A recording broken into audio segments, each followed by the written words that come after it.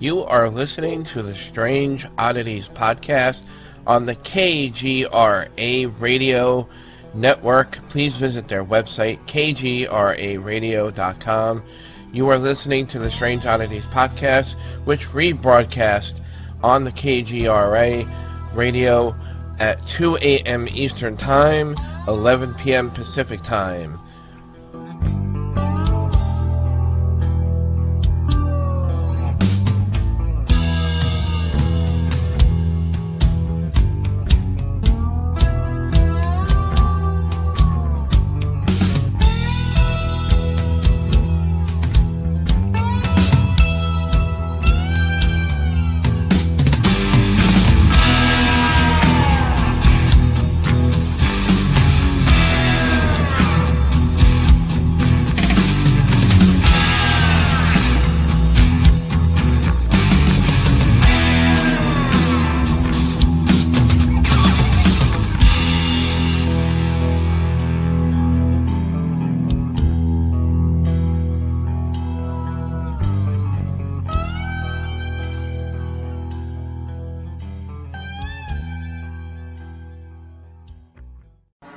And please welcome your host of Strange Oddities podcast, Matthew J. Haas.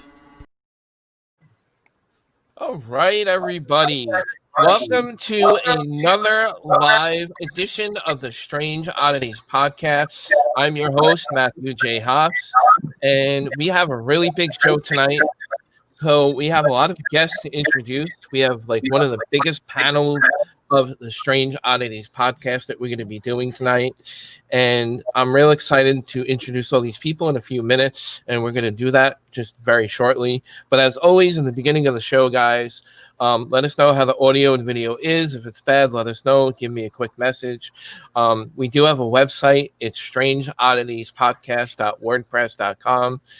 We can also give you our email address. It's strangeodditiespodcast@gmail.com. All right, we're going to be simulcasting the podcast tonight, both on YouTube as well as Facebook. We're on a new service tonight, as well as rebroadcasting on the KGRA Radio Network. Please visit their website, kgraradio.com. And so, guys, without further delay, I'm going to go ahead and introduce these fine people. As I flip them back in, let's hope I get everybody in okay. Here we go. We look like the Brady Bunch now. This is great. All right, guys. We're doing the Paranormal Nights roundtable discussion. I'm bringing it back. I used to do it on a couple of past podcasts. They were successful. It was basically, a group of individuals from the paranormal community that come together once in a while in a rare opportunity where we come on the podcast and we answer some really good questions, commonly questions that are asked around the field, that are debated between fellow investigators all alike, and we discussed various topics of the paranormal field. So without further delay, I want to introduce Mr. Ronnie Anderson. He's from Bedford Paranormal, representing Bedford Paranormal. Want to also give a quick shout out to Alan May, who's watching the show tonight. I have Miss Leanna Jonas. She's the team leader of Spirit Realm Investigative Project from Colorado. Leanna, welcome to the podcast. Thank you. Yep. We have Mr. Gary Greener. We have Mr. Gary Greener here with us. He's an investigator, and he moonlights with other, he networks a lot with a lot of different paranormal investigators from around the field. We've gotten to know him over the last couple of years. Great investigator. So I thought I'd invite him to do this panel with us, and very knowledgeable, smart fellow, and glad to have you aboard the podcast tonight. Thank you. Yeah. And then of course, we have Mr. Anthony Simonelli from Seekers Club of the Paranormal and Splitfoot Productions. And of course, he moonlights with my group as well, Island Paranormal Society. And we all know each other's families very well. We hang out. We have good times on investigations. We do a lot of events together. Anthony Simonelli, welcome to Strange Oddities podcast. Hello, thank you. Thanks for having me here. No problem. And then, of course, we have the Miss Lovely Lourdes Gonzalez and Mr. Ron, the Yakman Yacovetti from Gonyak Paranormal. They're here tonight. Thanks for coming on to the Strange Oddities podcast, guys. Thanks for having us. Honored to be part of this. Yeah. And then we have the guests on the bottom there. I see them on the bottom. I'm not really sure how the viewers are seeing everybody. Oh, we're on the bottom. Yeah, you're on the bottom. They're down there. They're down there. Yeah, we have we're the trunk to the tree here. we have the great demonologists in the paranormal community. We have Mr. James Anito and Mr. Carl Johnson with us tonight on the Strange Oddities podcast, also known as the Duo Demonology. And they also have their own podcast as well, and they do a lot of live Facebook feeds on, the topic of demonology. James and I have known each other for a few years, and we've worked together in some cases. And Carl and James, welcome back to the show. You guys have been on before, and now there's a different type of podcast tonight. But welcome again to Strange Oddities podcast. Happy to be here. All right, so guys, we're gonna have a lot of fun. So basically, I'm gonna tell the viewers what's going on. This is a panel discussion, like as if we're at a conference or we're at an event and we're all sitting at a table. We're not really at a table, but we're at our computers or our laptops and stuff. We're social distancing the way we're supposed to be. So I'm going to line up a really good amount of questions. Each person's going to get around a minute and a half to answer. And, we'll go, around the room, basically. And hopefully you guys enjoy, the topic and the answers and, the knowledge and information that we give to everybody. So, all right. I guess we're going to start, guys. You guys excited? Yeah. It sounds great. All right. Let's do it. Let's do it already. Let's do it already. All right. Let me get my questions up, guys. Here we go.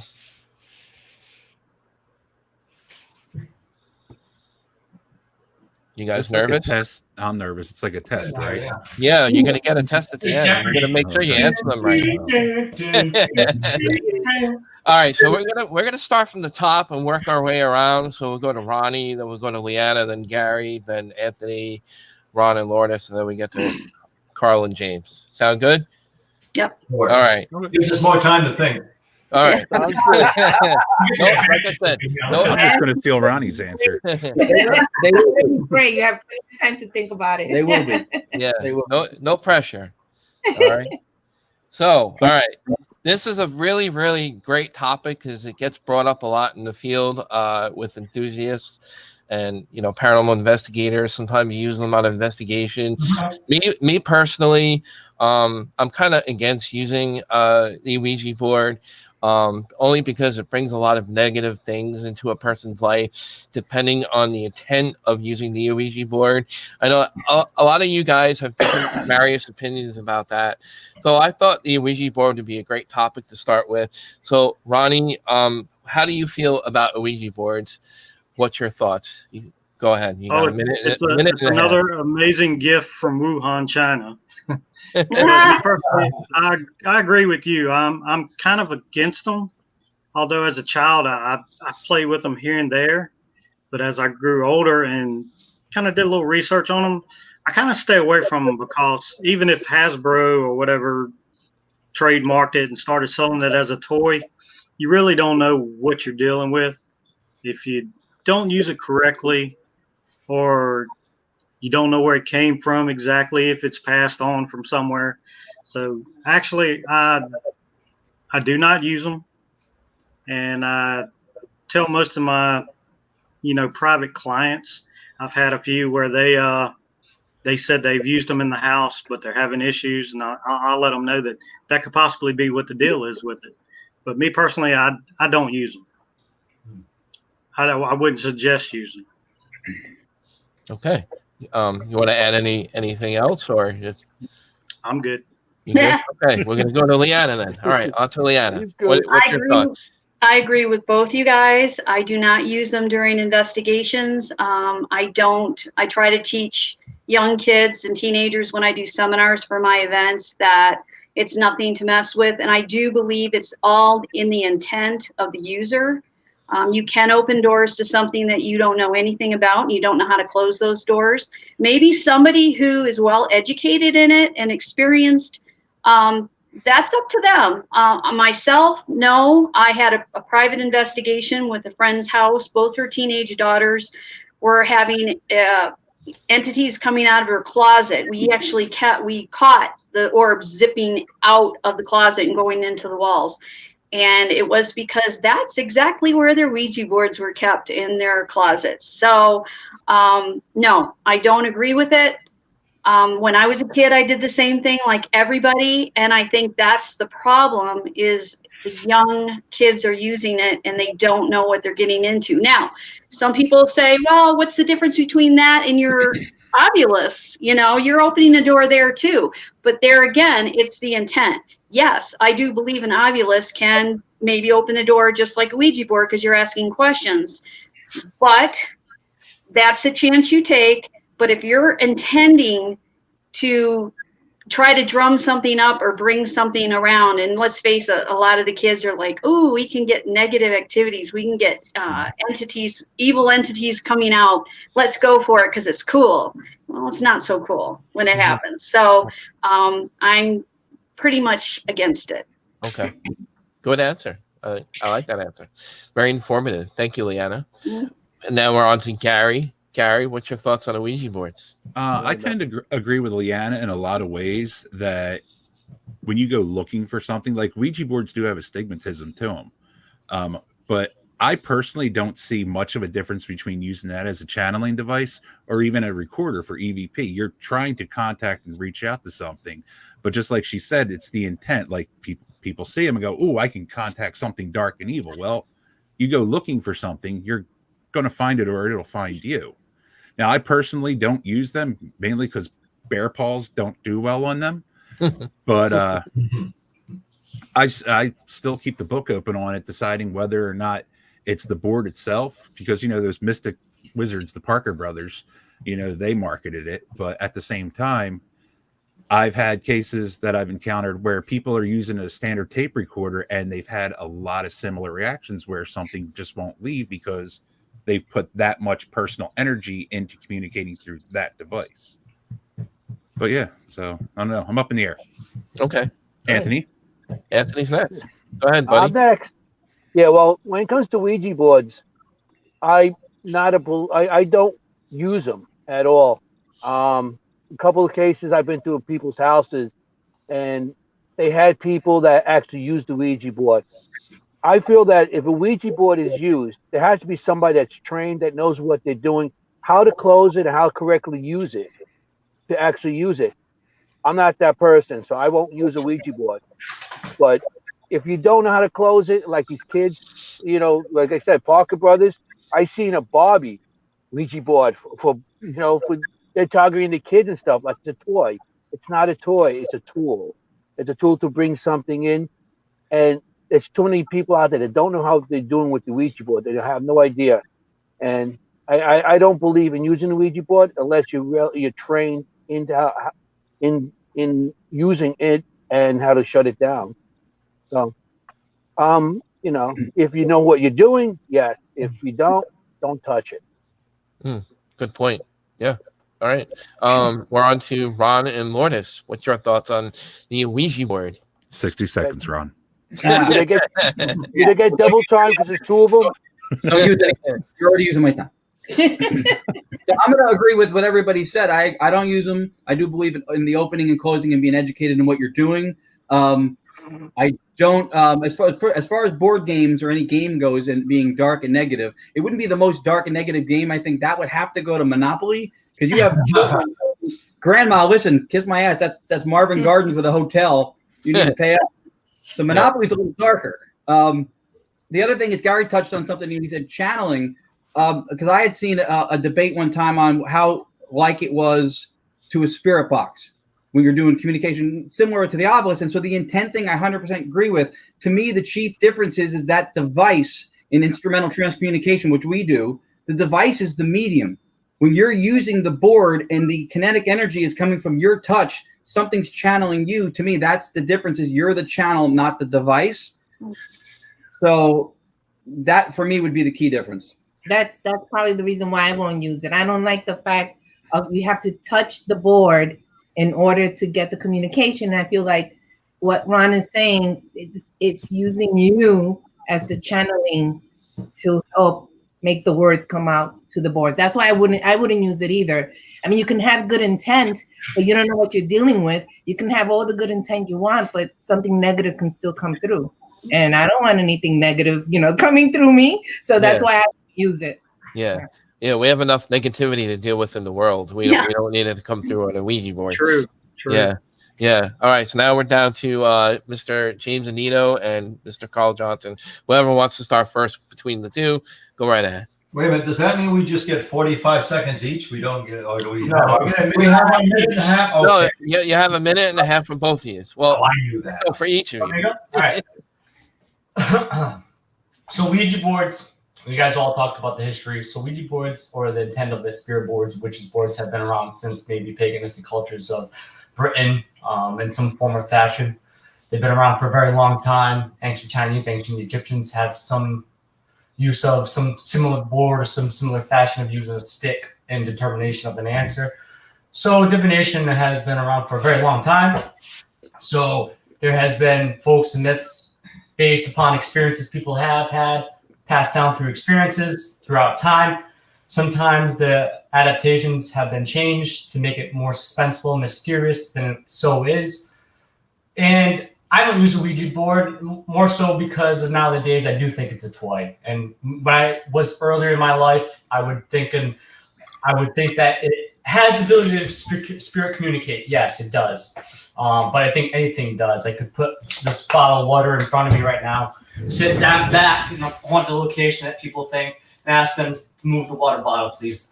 There's an act, an indication of communication. So you can use anything. And one thing I would say was dangerous back then is, of course, yes, you do use yourself with the planchette. That doesn't matter. But you can use the planchette with yourself, and spirit will interact with you to move the planchette. Yes, that is a danger. You're putting yourself at risk in that form and fashion.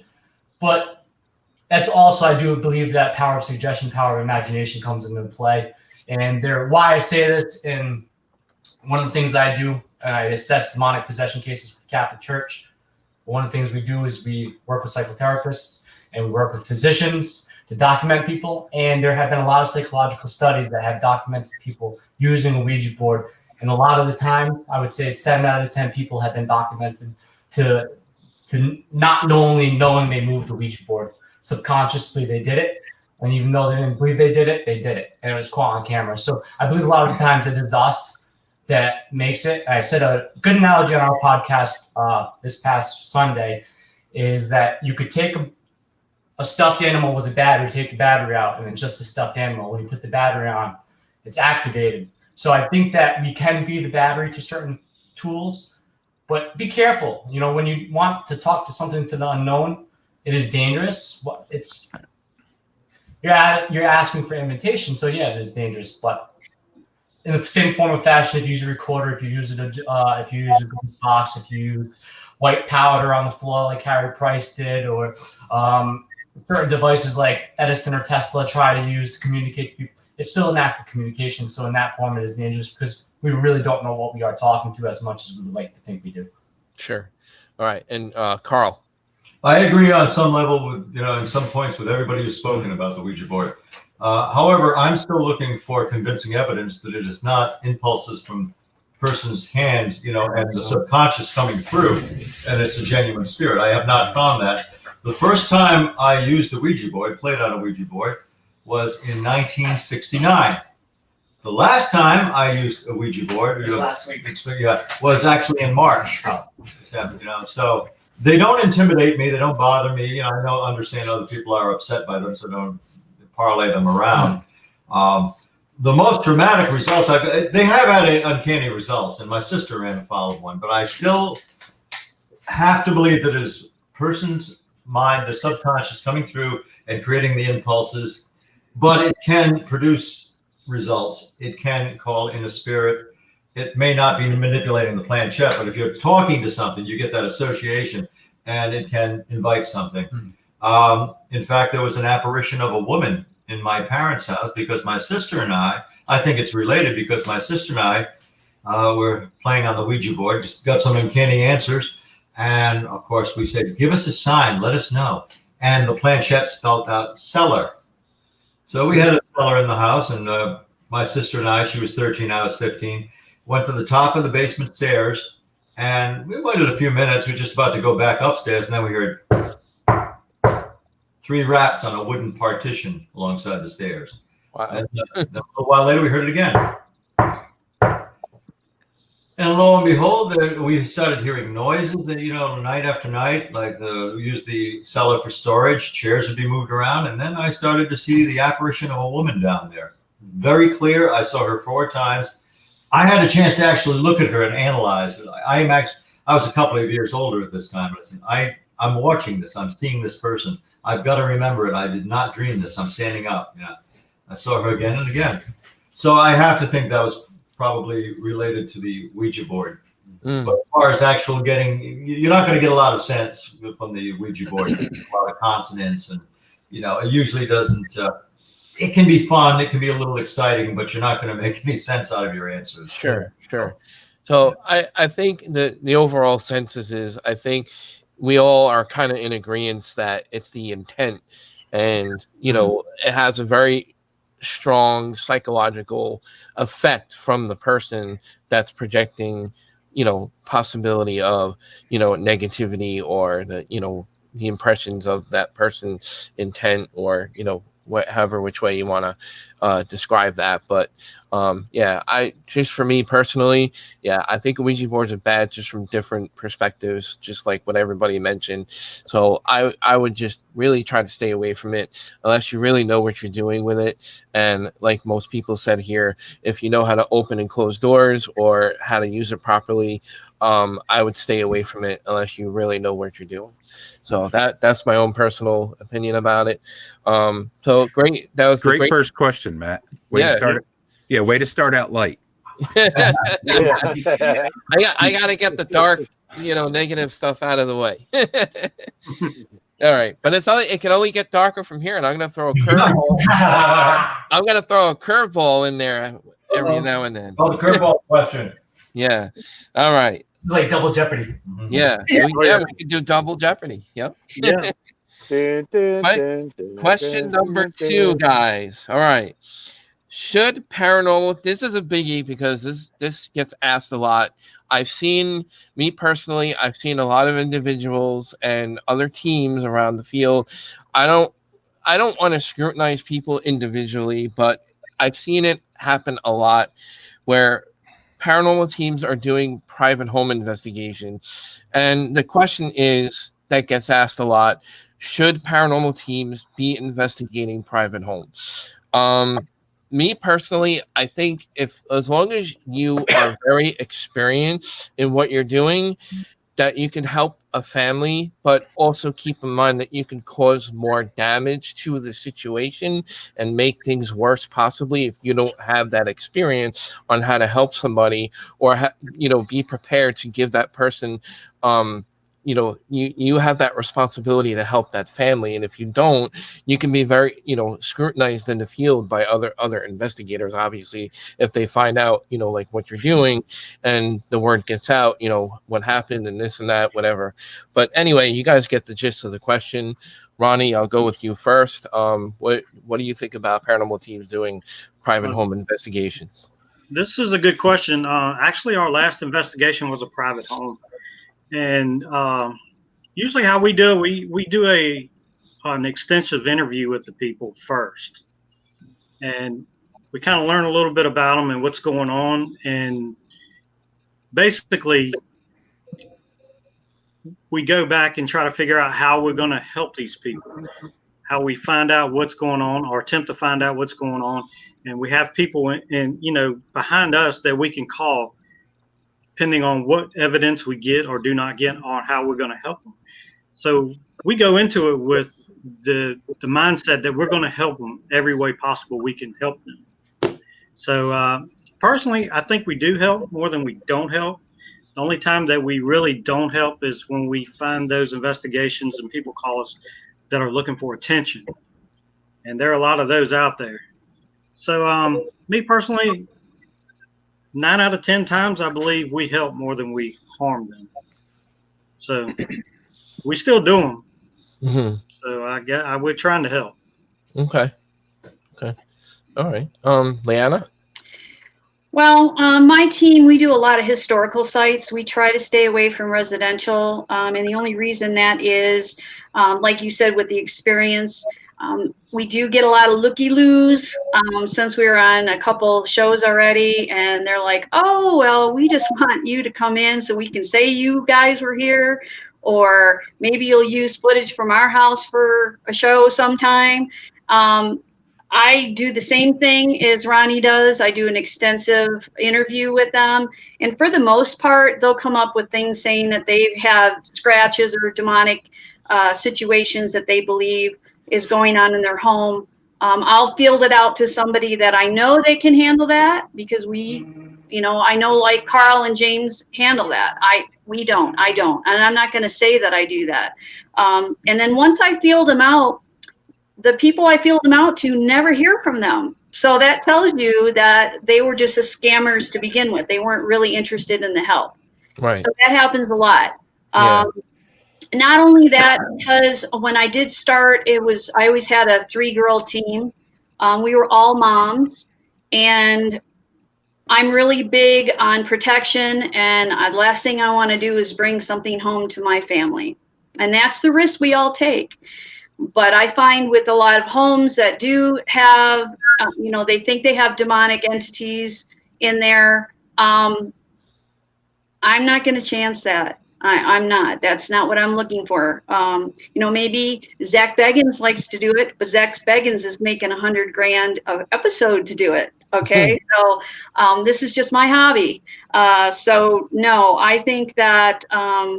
My personal, we try not to. I did help a friend, and that was the one that I told you about that was having activity, and it was scaring her daughters. So I did do that because she was my friend and I trusted her. But I'm not going to put myself or my teammates in any kind of arm's length over people who are just, who knows what they're up to. I mean, how many people do you hear about them bringing their own stuff in? They're into the satanic, worshiping, and who knows what the hell they're bringing into their own homes, and then they want you to come in. As far as I'm concerned, and I tell people this, are you being attacked? Is there anyone in the house that's being attacked? Or any children being attacked? No, there isn't. We just want to know. Well, if I come in, I may drum up something. I may piss them off. I might start the activity about them, me communicating with them. That'll start stuff. Do you really want that? Is it worth it to you? If you're not having any issues, then let's just leave it alone. And that's usually what I'll tell them. Right. Good answer. Gary? Generally speaking, I mean, I'm not famous or anything else. People don't want to try to get fame attached to it. What I do end up getting a lot of times is I tend to be the creepy friend that does this, and everybody's interested and they want to do it, which a lot of us have endured before.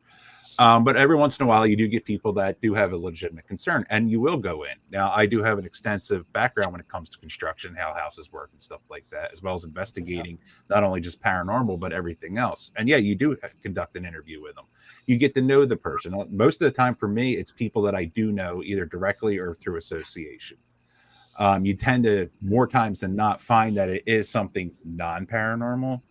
I like to be very skeptical when investigating it. So just like Leanna said, I don't want to bring something in or try to drum something up. And yeah, you do encounter people with something like, oh, well, my kids were playing with these symbols that they drew on the floor. And then next thing you know, stuff starts happening. Mm-hmm. Well, so it's like, all right, great. You started that train. But it is, you go in, and a lot of times I try to approach it with a more of a consulting aspect. It's like, well, I'll ask them, what's going on? Like, why would it go on? What has happened recently?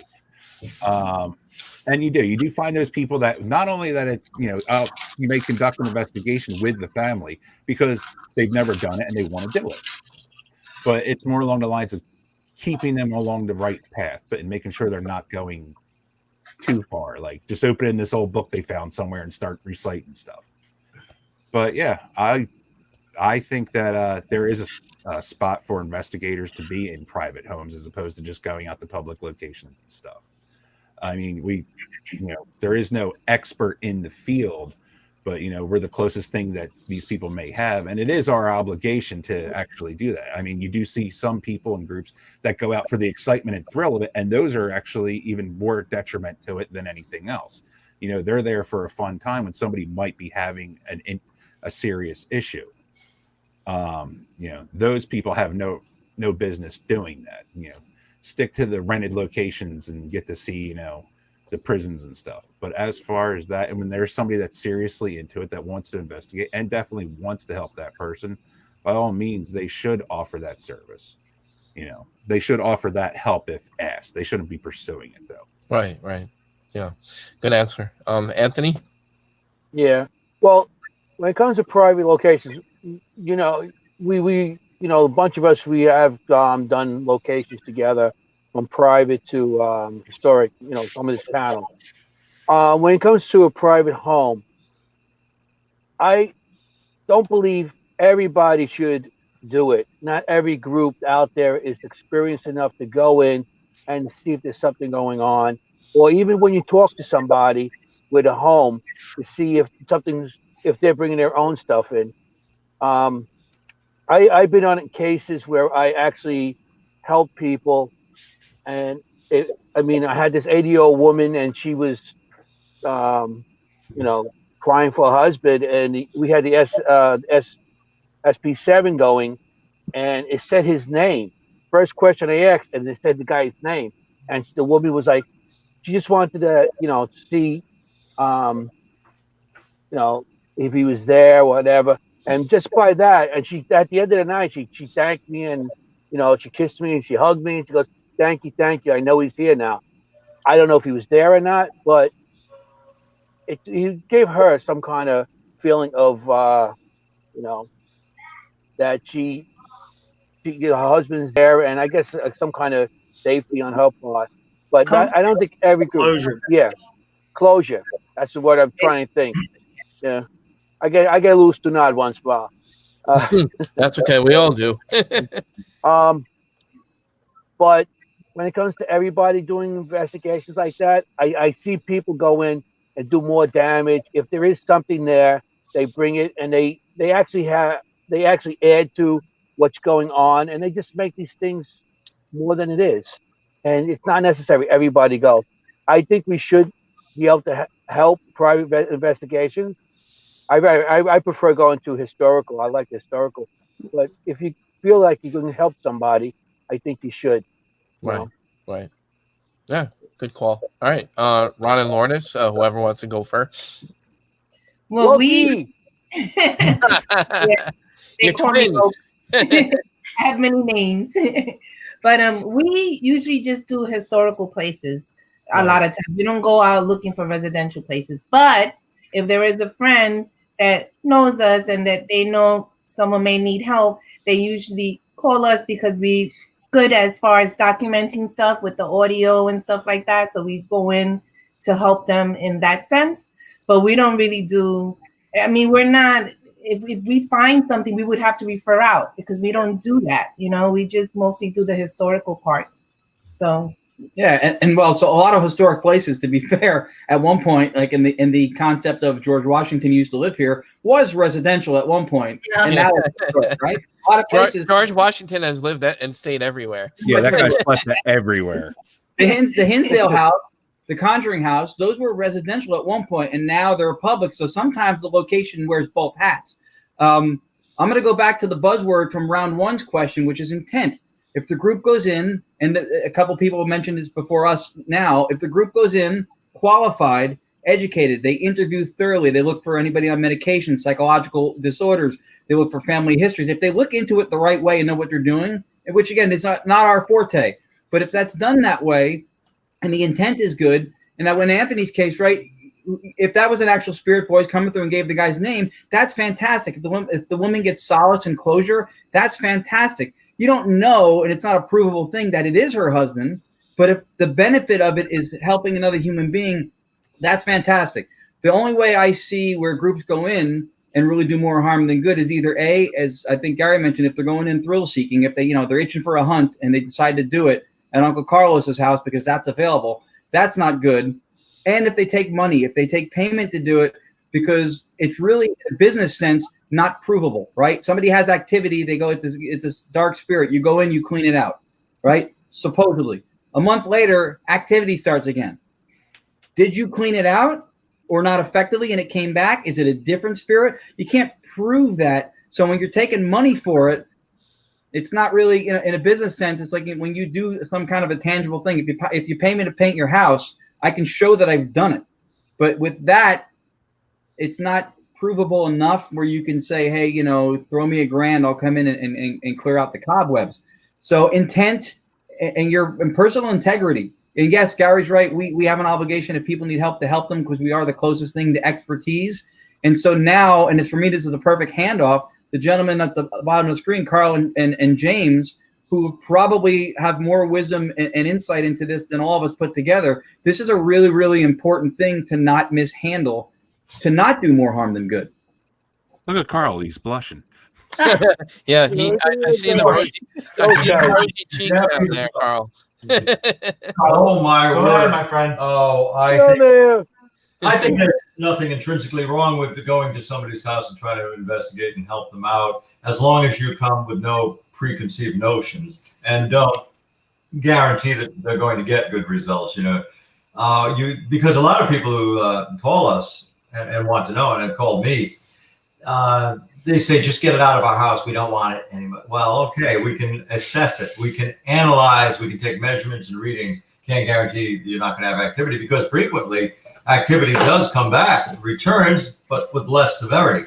And you can't go in with a preconceived notion of what you're going to experience as an investigator or an investigative team, because I've had plenty of times where I've gone into somebody's house and it's been mild, and they've told us that they had experience in this room or that room. The children are seeing this figure move around, and you talk to them, and often it's valuable that you're just giving them a sounding board, that you're actually listening to them and not calling them crazy. No, I've experienced this, and I know people have.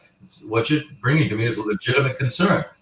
I've gone to couple of cases where we go in there, and while the investigative team is there are objects flying around the room and levitating and smashing into walls. People are getting shoved. My chair with me in it moved all the way back across the room. That's happened to me twice. So you just don't know. You might get dramatic results, and that's very interesting. Whether you can resolve them is another case. What is imperative to these investigations, a home investigation, is that you do a psychological profile. That takes place initially in the interview process. You ask the people, you try to assess their own attachment to what's happening there. Especially if it's something dark and seems sinister, what unresolved conflict or trauma is in their past? What might have incited this? Get at the core of it.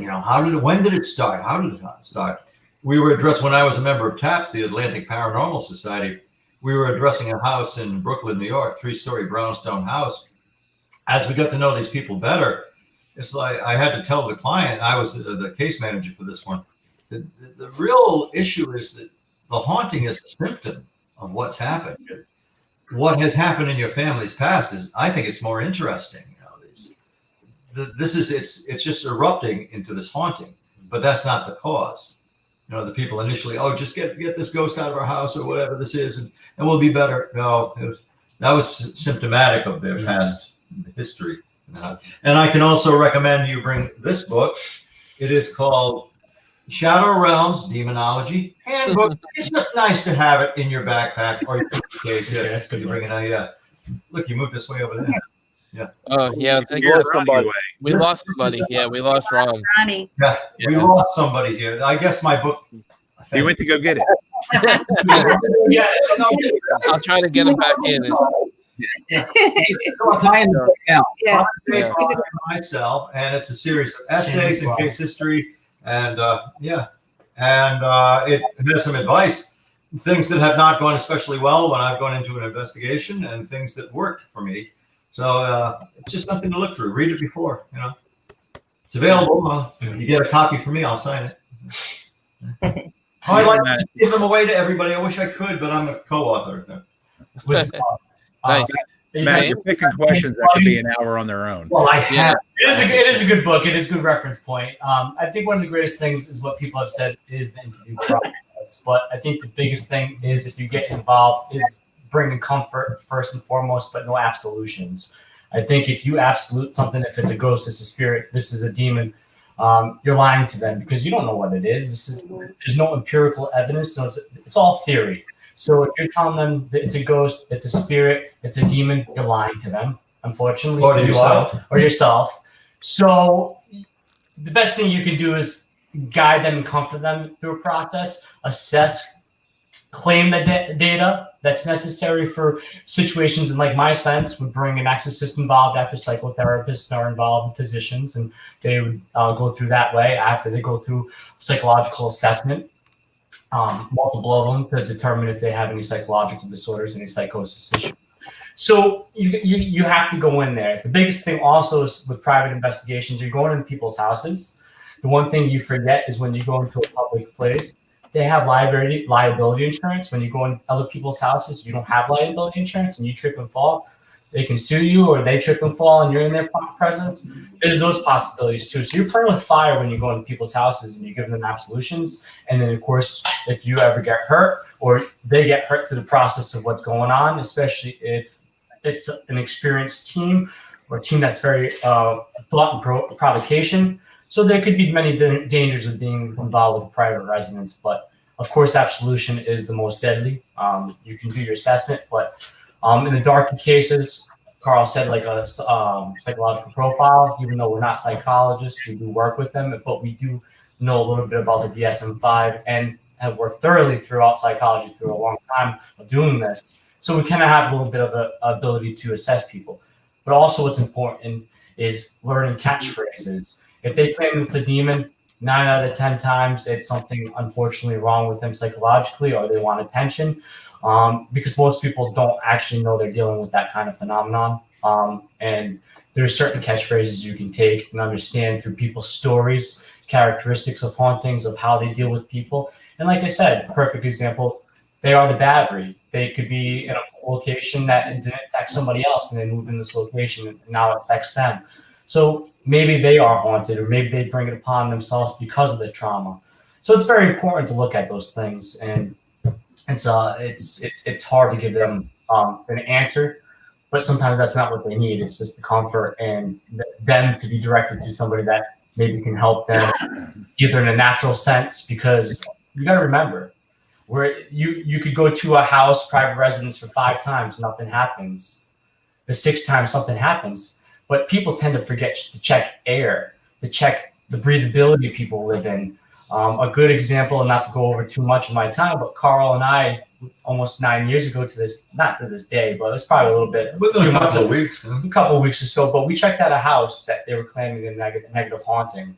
And we walked in there, that we hit with this wretched smell of sulfur or ammonia. And we wonder, why is the smell here? And we're sitting on the couches, we're asking questions, doing the interview process physically. And we stumbled across a room with like 20 cats, and the 20 cats run out. I knew this was the cat house. We were sitting on cat pee. Ew. We wondered why they were in a room with ammonia. It makes you hallucinate. So that whole family was having a shared hallucination. So imagine 5 times if you were in that house and you never experienced something. That's 6 times once that affected you, you might actually have that shared hallucination with them and experience something and never catch it on. You might have what people call a personal experience, but never know anything. Yeah. So you gotta remember to take those details out. James, you're like, you want us to get rid of our cats? No, we didn't say that. That'd be a good James, it's funny that you brought that story up, because many years ago, believe it or not, I think we may have investigated the same house, because we had a private home investigation many years ago where these people were claiming all these things, and there was like ectoplasm coming down the wall, and we go into give an interview and stuff, and we're doing a walkthrough of the house, and there's just nothing but cat urine all over the house. Wow. Everybody's had that cat house. Yeah. Cat house investigation. That's true. People tend to forget spores, air, you're breathing. Yeah. Well, it doesn't affect you. It's a rare affection, but sometimes it is a possibility and depends on, of course, your respiratory system and how it can affect you. And a lot of the times, I believe in the high 90% range that most of the time it is natural, unfortunately, in a private residence house. And of course, and not to say anything badly, but also in a public setting as well. Right. All right. Locations we investigate, they're not healthy at all. We should be wearing masks. Yeah, no, absolutely. So, all right. So, guys, if everybody's tuning in late, we're about like 45 minutes into the show.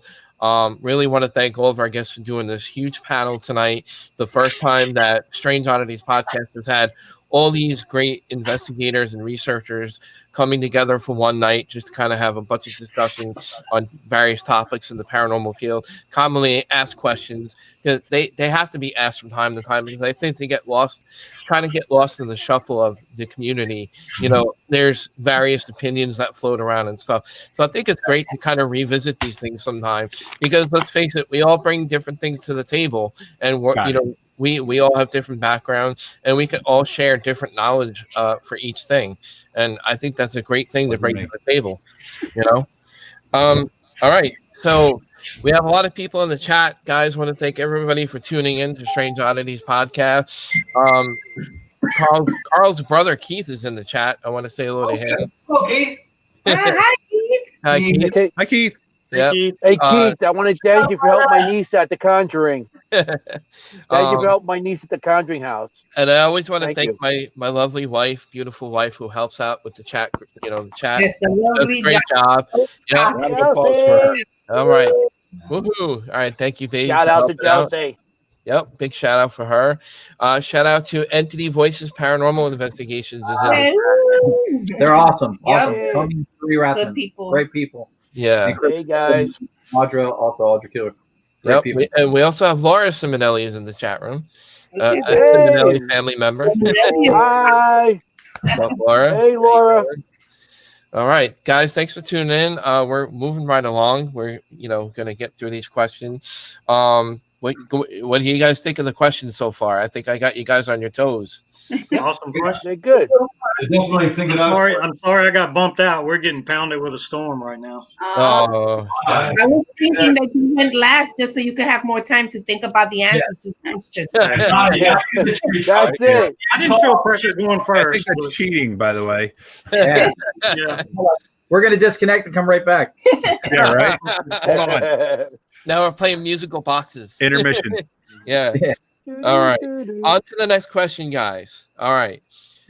Do you think there is a huge misconception about, this is a good one for Carl and James, actually, too. But we're going to start with you, since Ronnie got bumped to the bottom. We're going to start with Leanna first. So do you guys think there's a huge misconception about demonic hauntings? Are they more common or taken out of proportion by media? Well, Remember, there's a time limit, James. Yes. Sorry, I won't speak. I think with television now, with ratings, with the paranormal shows, that's what everybody wants to see. So I think that they try to lean towards that. I'm not saying I don't believe in it, because I've run into 3 nasty entities. I don't know if they were demonic or not, but I do believe there is possessions, oppressions. I do believe there's good and evil. So yes, Satan has his minions out there.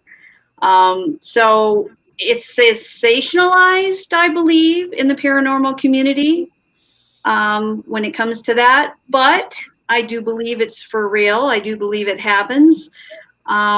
Probably more so than we don't even know about, just like with Carl and James, I'm sure they run into that. I know other teams that are demonologists, and they get called in and they have real episodes of demonic possession. So I can't say that it's not for real. I believe that there is for sure something going on there, negative and evil. But you got negative entities too, and spirits. You got some Joe Schmo that was a serial killer, and he hasn't crossed over, so he's still the idiot he was in life, and he's still negative. That doesn't mean he's demonic.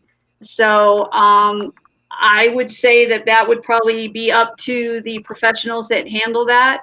I have run into bad things, but I can't say either or what it is. But I do believe that nowadays it just seems to be the in thing, especially when it comes to the regular shows now, for sure. Right. Totally agree. Ron and Lourdes. Well, as far as demonic, I mean, that rarely happens. It's usually, negative spirits. And if it's negative, it's demonic. No, that doesn't mean that. So I agree with it rarely happens. Does it happen? Yes, it does happen. It happens, but it's really very rare. And something that's negative is not demonic. And some people got to chill with that because, it's not as common as TV makes it seem like. Yeah, absolutely. Yeah. Media, any form of media, when there's a price tag involved with sharing it publicly, it's always better sensationalized. That's why the news is always bad, even if there's good stuff happening. I agree with Leanne. I think that there are demonic cases. I think it's real. I think if you have a pedestrian level education on it and you go by what you just see publicly or in media outlets, shows, you absolutely will be led to think that it happens more often than it does. Christmas is wonderful, but it happens once a year. So I think when something's in extreme and it's presented like it's a lot more common, it's probably is, as you labeled it, probably is a big misconception. I think it's real. I think it's very fortunate we have demonologists here who have spent time looking at this stuff and whose forte it is. But from an investigator's point of view, who has, and I would say I have like a pedestrian level education and stuff. I looked into it. I'm not nearly on a demonologist level, but I would agree with so far what Leanne said. I think that the cases are real. I think they do happen, but I think that if your education is purely entertainment driven, you're going to think it happens more than it does. And if, like Leanne said, negative entity might say it's a demon. It might use the word demon just to screw around. I mean, who's to say? You can't, like we said earlier, we don't know in any form of communication with absolution who it is we're talking to, who it is communicating with us. So it's really, I would agree that I think that it is media enhanced as far as the how often it happens. Yeah. Good answer. Ronnie? I agree with everybody so far. There's a big misconception. I think that, like everybody else says, when there's a price tag on it, they're going to do what they're going to do to sell the tickets, to sell the TV show. More people watch TV shows than they do like this podcast, for instance. So they're going to have to do what they're going to do. It should be the other way around. Yeah, it should be, because this is the real deal. As far as, I agree. Like I said, I agree with everybody so far. I've had in the last 10 years, I guess, I'll go back to the private investigations. I've had so many people say that they're dealing with something demonic. And out of the past 10 years, I've probably dealt with one thing that was so negative that it could have been demonic, but I wouldn't call it demonic because I don't feel like I've ever dealt with anything demonic. But other than that, it was mostly people looking for attention. I walked in the house to do the interview, and you look at their DVD rack, and there's every episode of Ghost Hunters or Ghost Adventures in there.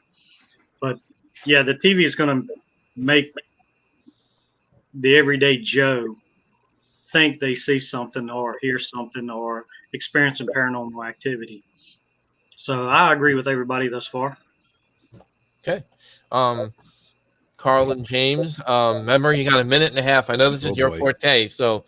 As I went along last time, I'll throw a statistic out from personal experience. That'll blow people's mind, and I've said it over and over again. It doesn't change because I haven't experienced one in a long time. Between public and private cases, I would say I'm closing on the 500 case range in 15 years. And basically, I would say that anywhere from 5 to 7 cases were demonic in 15 years. 3 of those were possession, and 2 of those, or those 4, were anywhere from infestation to oppression level based activity. So that shows you a statistic on my personal experience. and that is based upon a seeking of knowledge and intellect. And my opinion has adapted a little bit since I started, of course, but I would say the number hasn't necessarily changed, because in a lot of those cases, I felt something and dealt with something, and we experienced something, and people that were supposed to be involved were involved in a lot of those cases, and they were very mind-blowing cases. So there's a statistic I'll use, and Carl. Well, me, it's not like I do this every week or a weekend, but I've been at this for 47 years, and cases that I know were bona fide demonic were 4. And we think of the demonic as being more dramatic, like, oh, we're into something. This is the meat and potatoes. This is what we've been waiting for. Actually, a demonic situation is not fun. Sometimes it's much more subtle than people would think. You know, it's not things necessarily flying around. I have seen that. But it's very trying and very wearing. And anybody who's getting into the field of demonology or paranormal investigation looking to find a demonic case, they're going to be disappointed, because, you know, it's not something you want to go through twice. I've gone through it 4 times. It's not as dramatic usually, but it does have its moments. So, yeah, it's parlayed into this big thing like the demon. Oh, now we're on to a demon or something. Yeah. When I've encountered this, I almost want to say, can't somebody else handle this? I don't want to do this, but, you know, but I have gotten into it. You know, I perform to the best of my capabilities, and it's interesting in retrospect, but there's an awful lot to it. You know, interviewing the family, analyzing your evidence, like a paranormal investigation should be, but it tends to get more involved if it's demonic. And, you know, at the end, you're rarely, if ever, sure that it was actually demonic. I presume that the cases I addressed were. That's what I have to say about it. All right. Very good. All right, Gary. Okay. Stick to his word. Let's get it straight. Demons are sexy, okay? There you go, right? Well, like when ghost shows first started coming out. Wait, now that you said that, if a succubus comes to your house, I'm not helping. Listen, I'm a victim. That's all I can say. I'm a victim. But you know, when ghost shows first started coming out and became popular, you know, being a ghost hunter was pretty interesting. People were like, "Oh, he's a ghost hunter."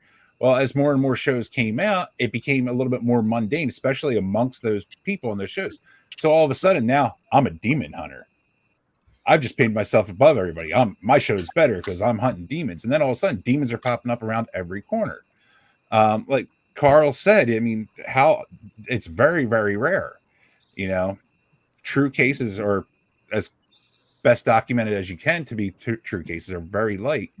But I think it is. A lot of people think it's sexy to be like, oh, I have a demon, because everybody has the average ghost, you know. And I do think it was a media-driven thing that's made them so sensationalized over the years. But I do believe that there are dark, malevolent spirits. I also, just like Leanne said, that they're bad people in the life. They're going to stay. I mean, and, you know, nothing for nothing. It's like, well, hell, when I die and I can come back as a ghost, I'm going to screw with people. All right. There's friends I'm going to come back and mess with. There's people that I have many. Every one of you is going to do it. So don't look at me and be like, no. We're not judging I you have for a that. big list of people. We're not judging you. Exactly. Like everybody said there, here's my death list. And that guy, remember that dude in 2nd grade? But, you know, that's more often than not. And a lot more often than not is people see something in their house. They're afraid of it. So immediately fear goes to the most possible worst case scenario. And then you get somebody out there who tries to capitalize on it, either whether by ego stroking or monetary reason. They're going to say, oh, yeah, you do have a demon. Let me come in and take care of it, you know? But yeah, just like Carl said, you know, from all the cases that I've read about and seen, I personally have never encountered a demon directly, or at least I don't think I have. They're very subtle, very mundane, you know? The devil's greatest trick was getting people to believe that he didn't exist.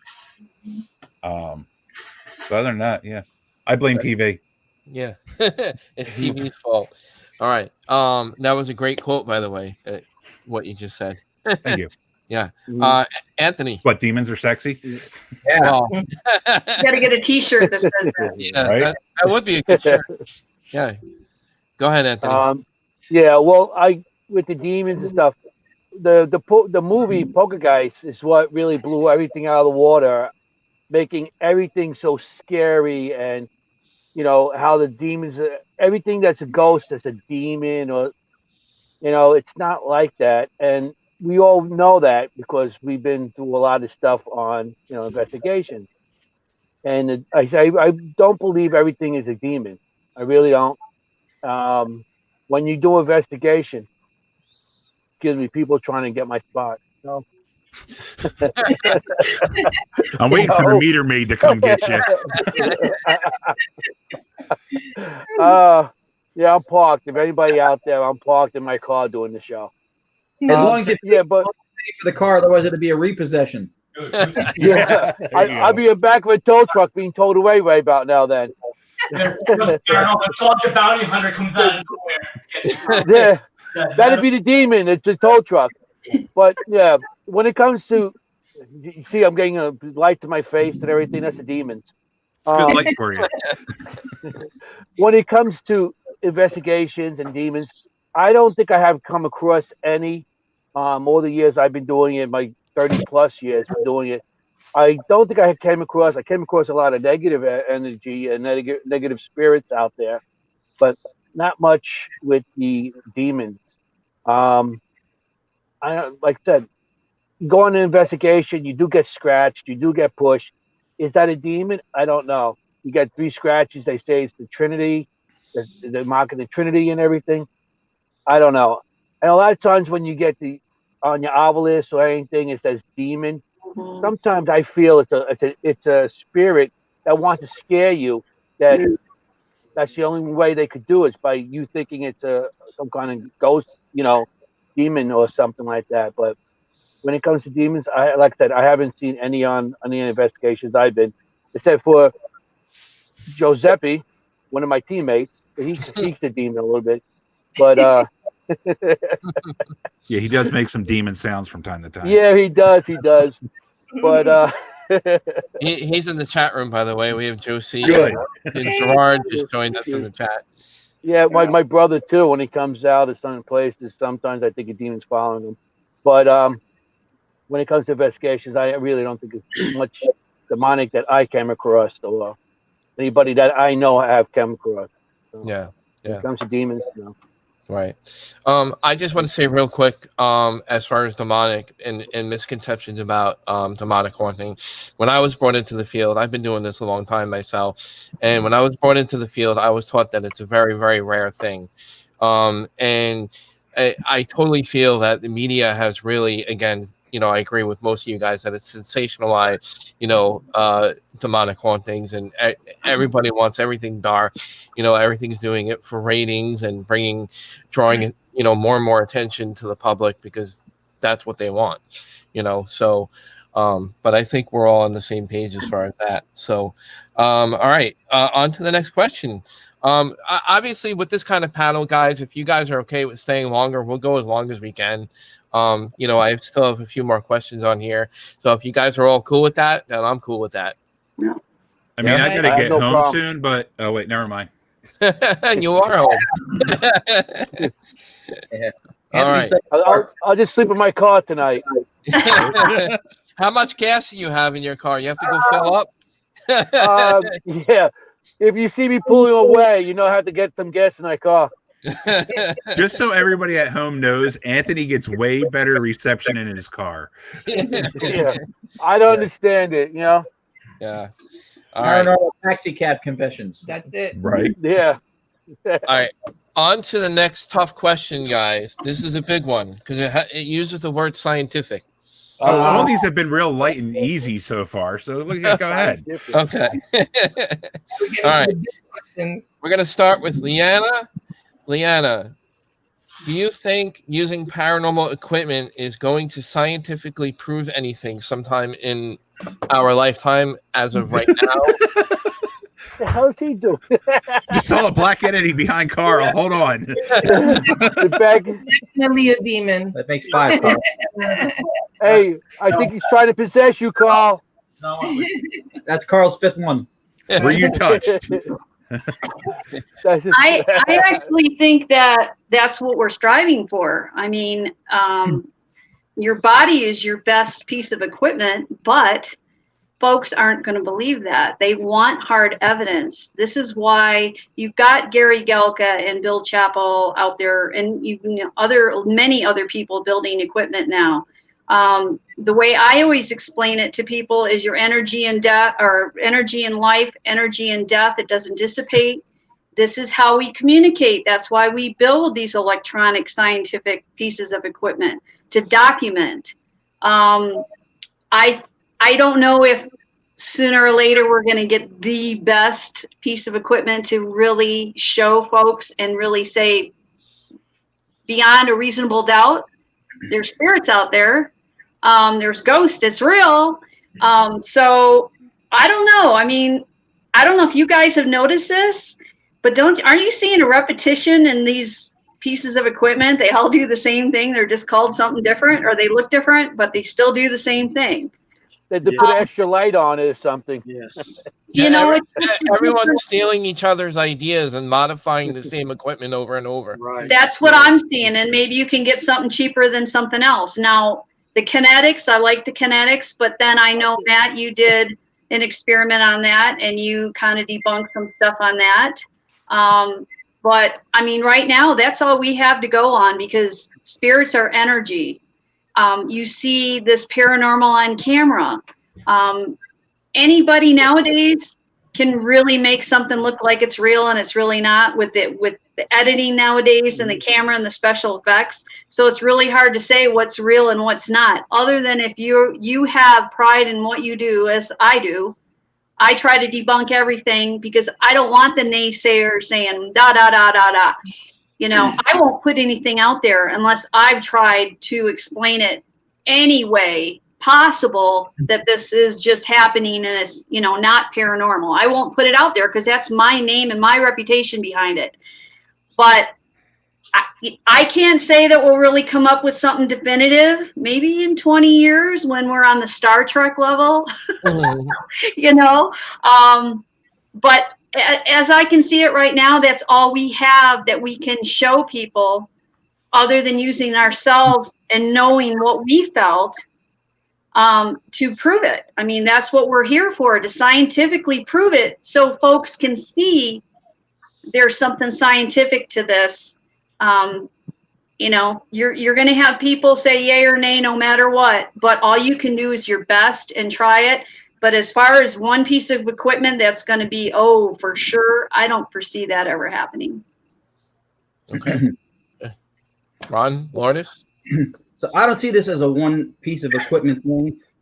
But first of all, the scientific mindset, there's a huge misconception in the field on science and the application of scientific methodology that is really skewed. And it's important, I think, for me, and I try to do this all the time, and we've been down this road before, to get this out there. Has any piece of equipment proven scientifically that paranormality as a status for something inexplicable has been done? Yes, it has. Marcello Bacci had vacuum tubes that are instrumental before they had a lot of the things that are in the newer digital radios taken out of his radio, and he still got direct radio voice. That's an anomaly. So proving paranormality exists has already happened. Now, when you say, is it ever going to be proven? If we're talking about a world shared view where everybody across the globe on every side of the spectrum is going to hold hands singing Kumbaya, saying ghosts are real, that's never going to happen. And that's not because of skeptics, and it's not because of science. It's because of what's called scientism. All right? Scientism is not the same. Science says you take something you theorize, then you go and practically try to apply the methodologies, you put your controls in place, and you try to find some absolute truth. Doesn't work, doesn't fit into the accepted mindset, you try it again, you revisit it, you work off your colleagues. Scientism is when it says everything in the absolute universe we know, these are the truths. If it doesn't fit into this, it doesn't go into the dogmatic ideology, we kick it aside, it's done. That's scientism, that's not science. The other thing is the concept that science at some point is going to catch up and explain everything. That's not scientific either. That's called promissory materialism. Science will always advance and learn new things, but some things may always remain inexplicable. So that's also not scientific when you say absolutely proven. You're never going to have everybody in the world saying that everything paranormal and spiritual is real. It's just not going to happen. Somebody who says they're a skeptic and their only agenda is to debunk and discredit, they're not a skeptic. They use the word because sociologically and societally, skeptic has an analytical connotation to it, has an intellectual connotation to it. It's got a higher status assigned to it societally. What they are, the person who believes none of this stuff is real, is they're a believer.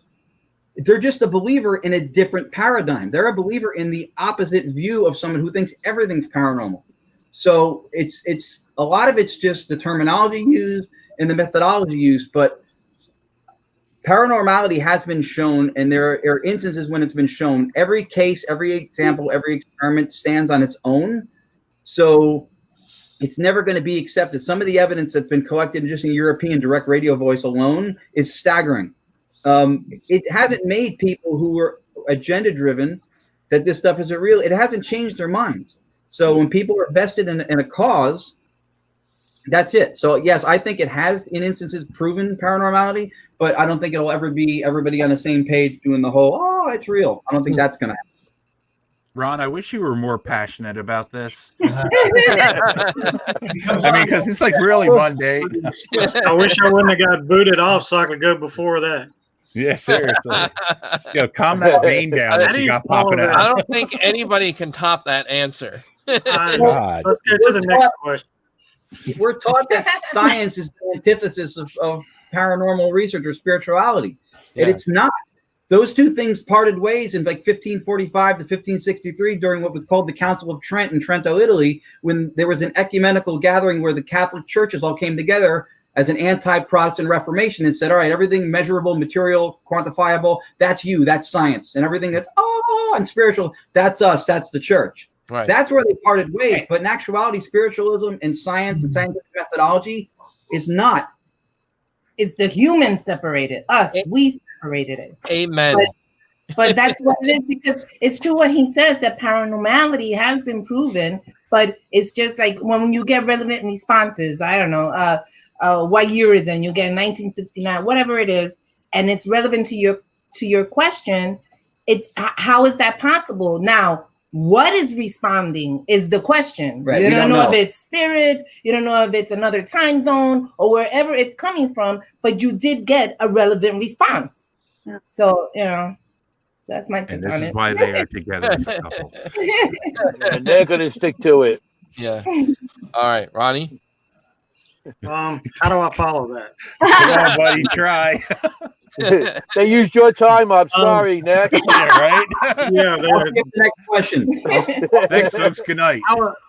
So, back to the question, I guess a certain piece of equipment that will, I don't know. I'm like Leanne. I think my body at this point, 12, 13, 14 years after, however long I've been in it, I feel like I've actually went back to the basic gear to carry out wherever I'm at and start feeling, because yes, I'm trying to get evidence. I'm trying to research the field, but I'm not trying to prove anything to anybody else now. So my equipment, to me, I'm weeding out of it. All the new equipment, it's the same thing. The Tri-Field is the same thing as the Geo box, pretty much, or the K2, same thing as a Geo box, or SB7. I'm pretty much going back to my basic equipment and going off of my body until we sit down, the Holy Grail, and sit down and actually have an intelligent conversation with the spirit face to face. Then we're always going to be searching for that piece of equipment that's theoretically works. So, I think maybe in the future we'll never see it, but there'll be something that will help out this field and prove to everybody that paranormal exists. Mm-hmm. Okay. That is the hope. If that made any sense. After Ron, I don't know. I mean, it wasn't as passionate, but yeah, it did make sense. No more energy drinks for Ron. All right, James, you're up, buddy. No, you go on. Carl, let's go first. Oh, it doesn't matter. Age before beauty, buddy. Age before beauty. Yeah, see what you did, Ron? You made everybody gun shy. Ron, that was amazing. We are so on the same page. I want to share my theory about the paraparticle. I want to talk with Ron. I talk with everybody about it, but wasn't the question. I like the SLS camera where it has the stick figure that moves around. I don't think it's definitive. It's very easy to manipulate. It has an algorithm in it in that it generates a program. That program will flux and it will create an image. So it's not definitive, but it's just kind of fun to watch. I've seen one. Jeff Belanger and I were working with one once. And I agree, with Ronnie that we haven't devised something that can actually prove the existence of a spirit, but that's not what this equipment is about. The equipment is to document. So you can play back the results. Oh, that was interesting. I remember we heard the voice there. We had an audible voice. We got it on camera, and we have an audio recording. So it's good for documentation. It is feasible that we could isolate a frequency, and I'm talking like Tesla here. That we can create a formula and isolate a frequency where we find just where that level of the ghost is, so the paranormal manifestation, and okay, we can repeat this experiment and make it truly scientific. Of course, paranormal research needs to be approached scientifically. Explore, document, analyze is the scientific formula for that. But I, in my experiences, personal experiences, and what I've documented, I am absolutely convinced that there is something to the spirit world, that spirits, ghosts do exist. I cannot be dissuaded from that. I've seen and heard too much and documented too much to be dissuaded. You want to prove or disprove it to yourself. You are your own most important tool. Your cognizance, it will be rewarding if you can convince yourself or dissuade yourself that spirits exist. I just know they exist. What our ultimate destiny is. I'm not going there. I'm just saying that spirits do exist. There's been too much evidence. It's incontrovertible. There are spirits there. And it's been through researching, through paranormal investigation, that I have substantiated this. So, it's my own personal experience. And I think that needs to be our goal. Prove or disprove it to yourself, or just have a good time analyzing and finding out what you can. Wow. So that was right up there with Ron. I do approach in a scientific manner, and the one thing I would say about the split between science and theology is very scientific. Some of the greatest philosophers that ever existed, like St. Thomas Aquinas and Father Chad Ripperger, who is an exorcist but a PhD in psychology, and wrote a book called The Metaphysics of Evolution, and approaches evolution in a very, very, very, very great way. But science is an approachable thing, and I'm going to talk some science. I do like to use devices, but I also like to go Harry Price as well. Use baby powder, use bells on doors, use things that can't be manipulated by certain aspects of certain situations. I believe you have to basically form your investigation on what you're investigating. So you might use certain devices. Unfortunately, the EMF meters, the REM pods, I don't want to blow people's spots up, but unfortunately, with a lot of those, have a lot of faulty readings, because one thing you tend to forget, and this is science, guys, right? The Earth is made up of natural EMF fields. The reason that we have an atmosphere is because the shield that's around our Earth, which is EMF, keeps the vacuum of space sucking out the atmosphere. So if we have natural EMF and we're using EMF meters at a constant, we're going to get false readings, because guess what? EMF meters were used by electricians in the form of testing a breaker, an outlet, and in small frequency, not in long term. You check it to see if it's live, and then you shut it off. And if it's not live anymore, you start working on it. If you keep it at a constant, the EMF fields of the natural Earth are going to affect you. And that is why Mars doesn't have an atmosphere, because it doesn't have an EMF shield. That's science. Now, as far as radio waves, like with ghost boxes or EVPs, there's false positives with that as well. Radio waves, wavelengths, it all bleeds together. A perfect example of this is a two-way radio and a baby monitor. If they're close, you can get intersignal with it. And I do believe, even though you are sweeping AM and FM waves, coincidental, maybe spot on sometimes. I believe in paranormal experiences. I've had experiences where the information given was too good to be true, but it was true, and we were able to confirm it. But in that same sense, even though it is cycling through those waves, those AM, those frequencies, doesn't mean you can't get bleed through. We can't determine those things. There's bleed through that happens all the time. We get signals from space. That's bleed through. Science is that, are we ever going to prove ghosts? I don't think so with the devices we use, because all those devices create false positives. It's not like we found the Higgs particle, which can be proven. We used a big ass device that uses more electricity than anything in the world, and we found the Higgs particle, which was theory. Ghosts have been theory since human civilization, and we have not come close enough to even solving it. So that tells you something. Is it an idea? Is it a collective consciousness?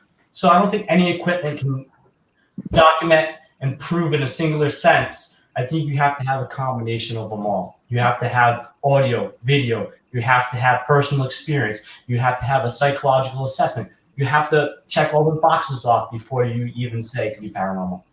Oh, I just have to interject very quickly. You mentioned the Higgs particle. The Higgs boson particle was originally called, and still is referred to colloquially, as the God particle. Yeah. Because it's an origin particle. Yeah. Also, Mars used to have that EMF shield. Okay. Mars used to be a lot more Earth-like and had running water. Something went tragically wrong. Yes. Yep. Shield went bye-bye, right? Yeah. Something catastrophic happened to Mars, and it made it the way it is. Yep. Exactly. Gary. Oh, I'm about to murder somebody. To answer the initial question, what he said. No, I don't think any time in any of our lifetimes are we going to be able to conclusively prove the existence of ghosts. One being that the second you can prove that there is life after death, you bring into question many people's religious beliefs as well as their personal beliefs about the afterlife, which will not be received well by many people. So it will never be received positively. Now, there will be people that will accept it because that is a belief structure they have. And yes, skepticism is a belief. It's a belief in you're wrong. And that's always going to be that situation. I mean, I like to refer to myself as a skeptical believer.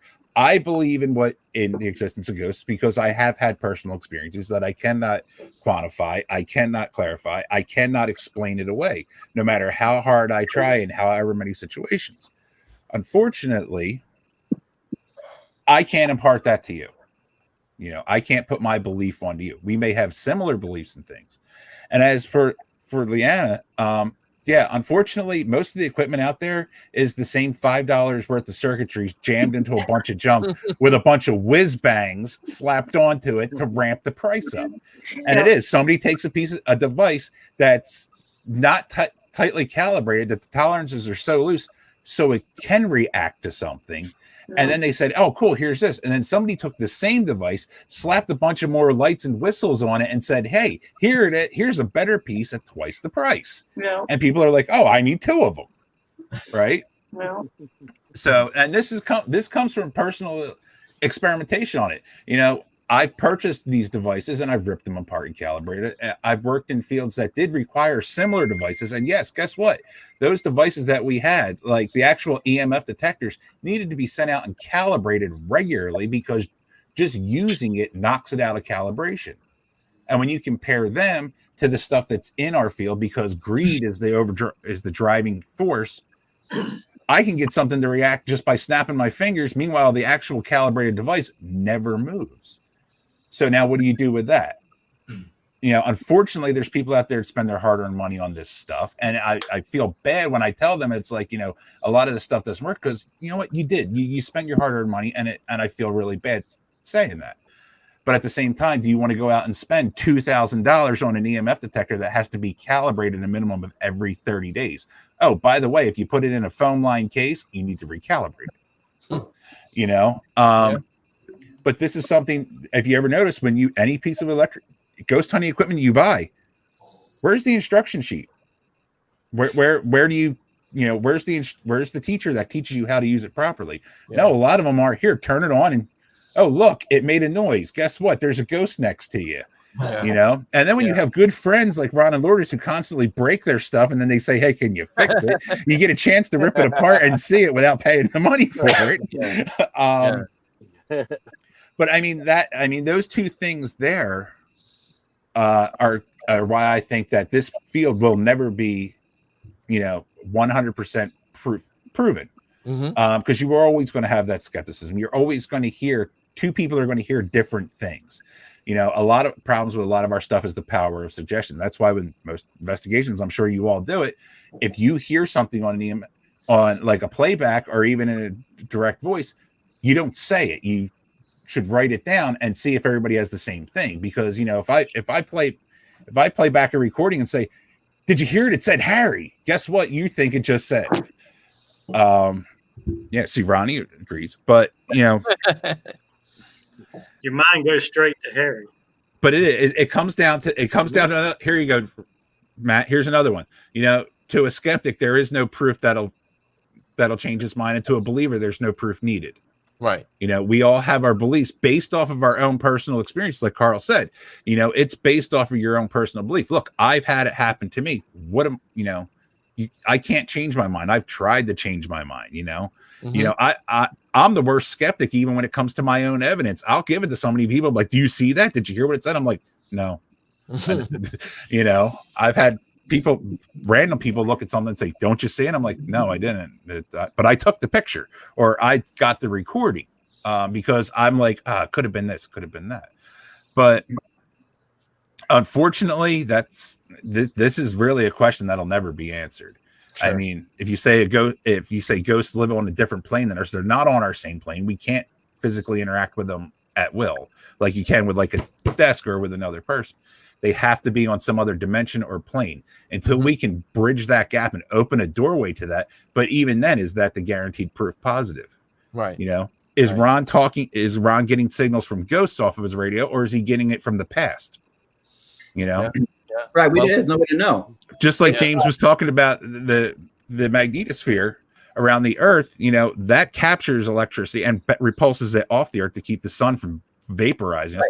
But at the same time, the ionosphere, the electromagnetic field that surrounds us protects us. But at the same time, all transmissions and signals that we're distributing, some of it's being bounced back towards us. I mean, are you getting that? Is it staying in a loop? Is it coming back?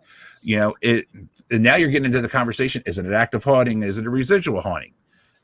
Quartz holds energy. Are you picking up something from the past? Hell, are you picking up aliens? Are you picking up the future? The ionosphere bounces back. Everything except microwaves are the only things that'll pierce the ionosphere to go out further into space. One of the EVP pioneers, Konstantin Rodove, would say that one of the problems with assessing the equation is that you're part of it. Trigger. You're part of the equation when you're assessing it. You're part of the puzzle. And there's other my time now. Yeah, you're on. Yeah, your time is up. Go ahead. I'll share. Go ahead, take it, Rod. We could have this argument all night long, or just a discussion about it. We can have the free for all after this, all right? So, but yeah. Once again, Matt, another lighthearted question. Thanks, buddy. But I mean, I'll leave it at that. I mean, it's like this is an answer that can't be given, and I don't think it's going to have a definitive answer anytime. I mean, for each one of us, there is a definitive answer based off of our belief and even our evidence, which goes into our belief. But for us to go as the world as a whole, or even in the scientific community, because man, you proving the existence of ghosts just shoots the hell out of so many different scientific sections. It's like then there would be no more ghost hunting. Yeah, it'd be ghost finding. It's over. We proved it. That's it. It's done. Yeah. So Anthony, your turn. Well, thank you, Ron. Do you need the time? Ron, do you need the time? You sure? Okay, I'll stop, because I will share. No, I feel that one day we will be able to communicate with some of the science that's out there right now. I mean, I've been doing this a long time. And when I first started this, I went out there with dowsing rods and a compass and a 35 millimeter camera, running around cemeteries at nighttime at the age of 13 years old. And, you get your evidence. Yeah. Well, you act like you're 13 still, but You had to go there. so I mean, and now some of the evidence with the SLS. When I first seen the SLS, you know, I'm a little sensitive to some of this stuff when I see things. And I was on a White Hill Mansion, matter of fact, and with Barefoot Paranormal, and Rob brought out this SLS camera. I was like, well, and I said I never seen it before, and he's going around. I said, I feel that I see there's like a little girl in the corner there. He put the SLS camera there, and there was a figure there. And so I started saying, little girl, touch my hand. And also my hand started getting cold. I said, yeah, my hand's getting cold. And he swung that camera, and there was a stick figure touching my hand. So for somebody all those years, when I was a kid to now, there was some sort of evidence that, I'm seeing something. I feel that eventually, with the science we have, we might get to a point that we will be able to prove it. But like Gary said, that'll change a lot of things with religion and science, and it's just going to be rebuttal, and it's just going to get lost because nobody's going to want to admit there is something out there with spirits and there's an afterlife. So I we will be able to prove it, but there's going to be the skeptics out there saying no, or just they don't want to change the history of or the religion of certain fields. So Right. I feel that the willing of acceptance. That's what it is. Yeah, they're tenured. Yeah. These people are tenured. They're protecting their territory. Well, yeah, exactly. Forget That's what I going to be feel. forever too. That's going to be forever because at some extent we've already proven it to some extent. Right. Maybe it was proven already. Right. We don't know. It might have been the government has it or somebody else has it, and it might have been proven already. But it's going to not be out there. If I can just add to the equipment part of this is, my pet peeve with equipment is when they develop these things to whatever theory they drum up. This is the idea that this is going to do this.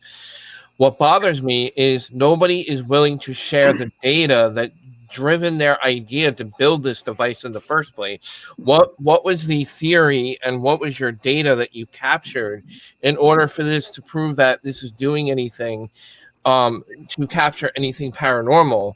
Well, they're in it for obvious reasons, the intent.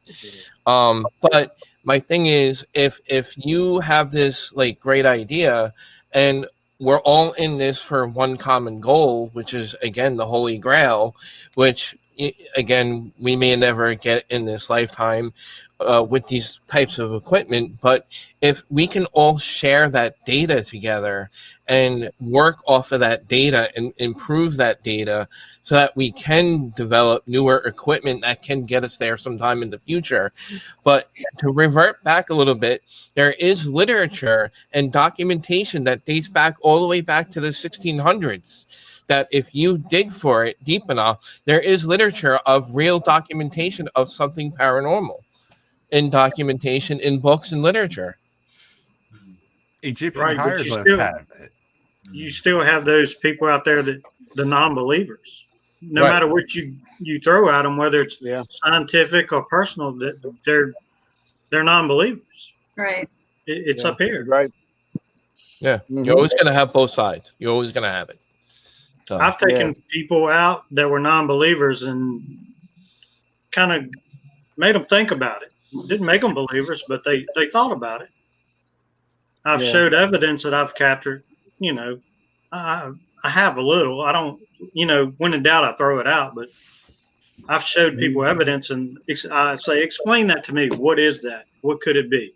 And they have no clue, other than the obvious. So. Right.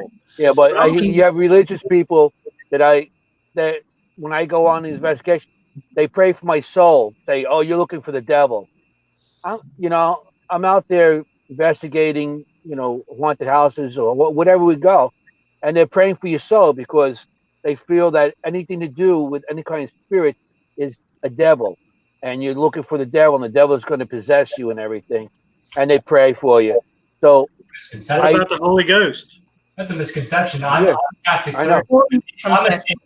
I don't believe that, so that's a misconception.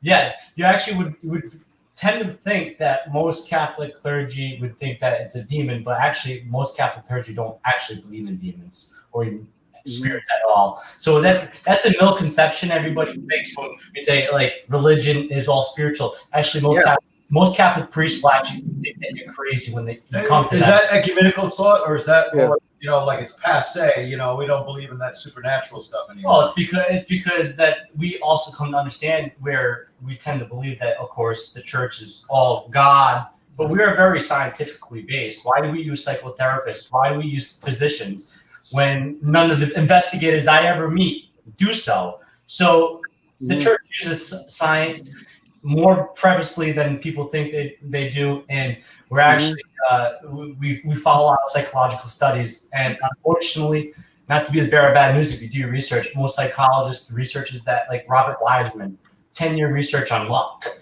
which is a paranormal phenomenon. Okay, luck is a paranormal phenomenon. We don't know why luck existed, but he was able to disprove that luck exists after 10-year research. There's research done by very smart people, by physicists, by people that have a lot more experience than us in the ideas of conception, and they've done studies and they've said it's not possible. That's all I can attest by. Well, I mean, the followers are always the ones say they don't want to pray for my soul. It's not just the Catholic Church; it's every religion I dealt with. Yeah, it's not maybe it's not the church itself, but it's their followers. They're always praying for your souls. They know what they see on TV. They know what they see in the movies about spirits and everything. And they always think, oh, it's the devil, it's demons, it's something going to possess you. So I have family that prays for me every time I go out because they think I'm going to be possessed. So it sounds like the root of all evils is the paranormal shows, not the church people. Yeah. So I guess we're kind of getting into a free-for-all right now, guys, which is really, really cool. If those who are just tuning in right now, we have a great panel going on, great discussion with really good paranormal investigators from different parts of the country. We have Leanna from Colorado, Spirit Realm Investigative Project. We have Ron and Lourdes from Gagnac Paranormal. They're based in New Jersey. We have Mr. Ronnie Anderson from Bedford Paranormal. He's in Virginia. We have Mr. James Anito and Carl Johnson, demonologists from Rhode Island. We have Mr. Gary Greener. He's also from the Jersey area. We have Mr. Anthony Simonelli, who's from my neck of the woods, kind of near where I am, Queens. And Queens, yeah. Fresh Meadows. New York's in the house. So we're at 9:30, guys. However much longer you guys want to continue is fine with me. But I know a couple of you guys said you had to go, but I don't want to keep you if you have to go. But I mean, keep it going. I mean, this is what we need in the field. We need more dialogue. We need more awareness. We need more knowledge of different perspectives from different investigators coming together and sharing ideas and just learning and, learn. The more we learn, the more we can, share. And, that's just me. I think learning is the way to go. So far with how all the questions have gone, I can't wait to see the curveball question. Yeah. Tell you. We haven't had we haven't had that. Would you not study the questions, Carl? Yeah, but I thought these were like, what's going on? It's going to be something like night vision lights or goggles. All right. The curveball. It's only 3 questions so far. All right. The curveball. Do you go to dinner before or after your investigation? Is energy. Demon. The misconception about energy, guys. I know there's a lot of misconception of what energy is, what energy does, how people use it as a terminology, how it's used in the field, what it's applied to. There's just various things of the word and terminology of energy. Now, scientists discuss everything is energy. Every object and matter is energy. We're all made up of energy. And like me, what bothers me is there are some things that about energy that bother skeptics. But to me, it's like, well, scientists say everything is energy. So why should that bother you? So basically, the curveball question is energy. What are your thoughts on the misconception of energy? What's your beliefs in energy and how it's used in the paranormal? Yeah, Red Bull right there. My energy. There's your energy. Yeah. Anthony's got wings. We produce energy, we consume energy. There's all different types of energy. I'm going to start with Leanna. Well, this is kind of hard because Aren't you happy to be up there? I don't really think I don't see any misconceptions. I think basically as investigators, and like I said earlier, you have energy, electricity as being alive, and you have it when you're dead, no matter where you end up, whether you stay, whether you cross, wherever you go, whatever dimension, that energy is still there, no matter what form you're in. And that's why we build the equipment we do, because we think that they can, spirits can relate with their energy into these pieces of equipment with electricity. I don't really know of anybody else. I mean, probably you guys will have an answer to this, but as far as I'm concerned, I don't think there's any misconception. I mean, energy is energy. As far as I'm concerned, it's based on electricity. I don't know. What do you guys think? I can't give you anything else on that. Ron, Lourdes, you want to go next? Everything in the universe is energy. Right. Everything has a vibrational rate. Just to give you an example with what we do with direct radio voice, now we're using signals that are barren of radio emissions, so we're not sweeping. There's no phonetics of human speech or anything involved. When we do those experiments and we get direct responses that come out of the radio, we only control 100% of what we're doing. We don't know in the scheme of things if we're communicating with another realm, a higher vibrational astral plane. We don't know if energies exist on the other side that we don't even have in our realm. We don't know if they have the same energies. We don't know if they're using similar methodologies, if they're using technologies. A lot of the European mindset is different. They think there's stations of communication that are communicating, and it's not just ghosts flying around. So everything is energy. Everything has vibrational levels. In some instances, those energies aren't accessible to us, right? Right now, AM and FM radio stations are flying by your head. You can't hear them because they have to be modulated down. There has to be signal attenuation for you to be able to get it. When the device does that for you, then you get it. So when I have metal fillings, I get them. Is the medium getting a frequency that maybe is beyond normality for most people? A lot of visual acuity, when they say kids are open to the spiritual stuff, that's also rooted somewhat in science too. Children between the ages of 5 and 7 have a visual acuity of the light spectrum that goes beyond what you have once you're an adult. So there's a piece of that that's also physiological, and it's not just open-mindedness and having failed to learn skepticism. So I just think that the word energy kind of gets almost trivialized from people who don't know or who are outside of the field because they hear it too much. It's lost, for lack of a better word, it's shock value. It's become almost pedestrian in nature for people to hear it, and I think so. Then it becomes almost synonymous with the hippie mystical tripping on acid, woo, and that kind of stuff, and it loses pure actual scientific quantum physics, any kind of association that would be more understandable, more applicable to what we're doing. Yeah, I mean, I don't think there's any misconceptions as far as energy. Energy is just the strength and the vitality that is required to have sustainable physical and mental activity. That's what it is. So right now we have it physically because we're here, but when we cross over, we'll use the energy if it's just mentally or not physically, but that's really what energy is, and energy is everywhere. Everything has energy. So. Ronnie? Me? You hate being in that spot, don't you? I'd rather win first. Thanks, Ron. No, I don't think it's any misconception whatsoever. And there's nothing I can say that Ron hasn't already said. Or Leanne. Or Lourdes. So I guess my answer is no misconception for me. I yield my time. All right. James or Carl? Well, we have to come to if not an understanding, at least define our concept of energy.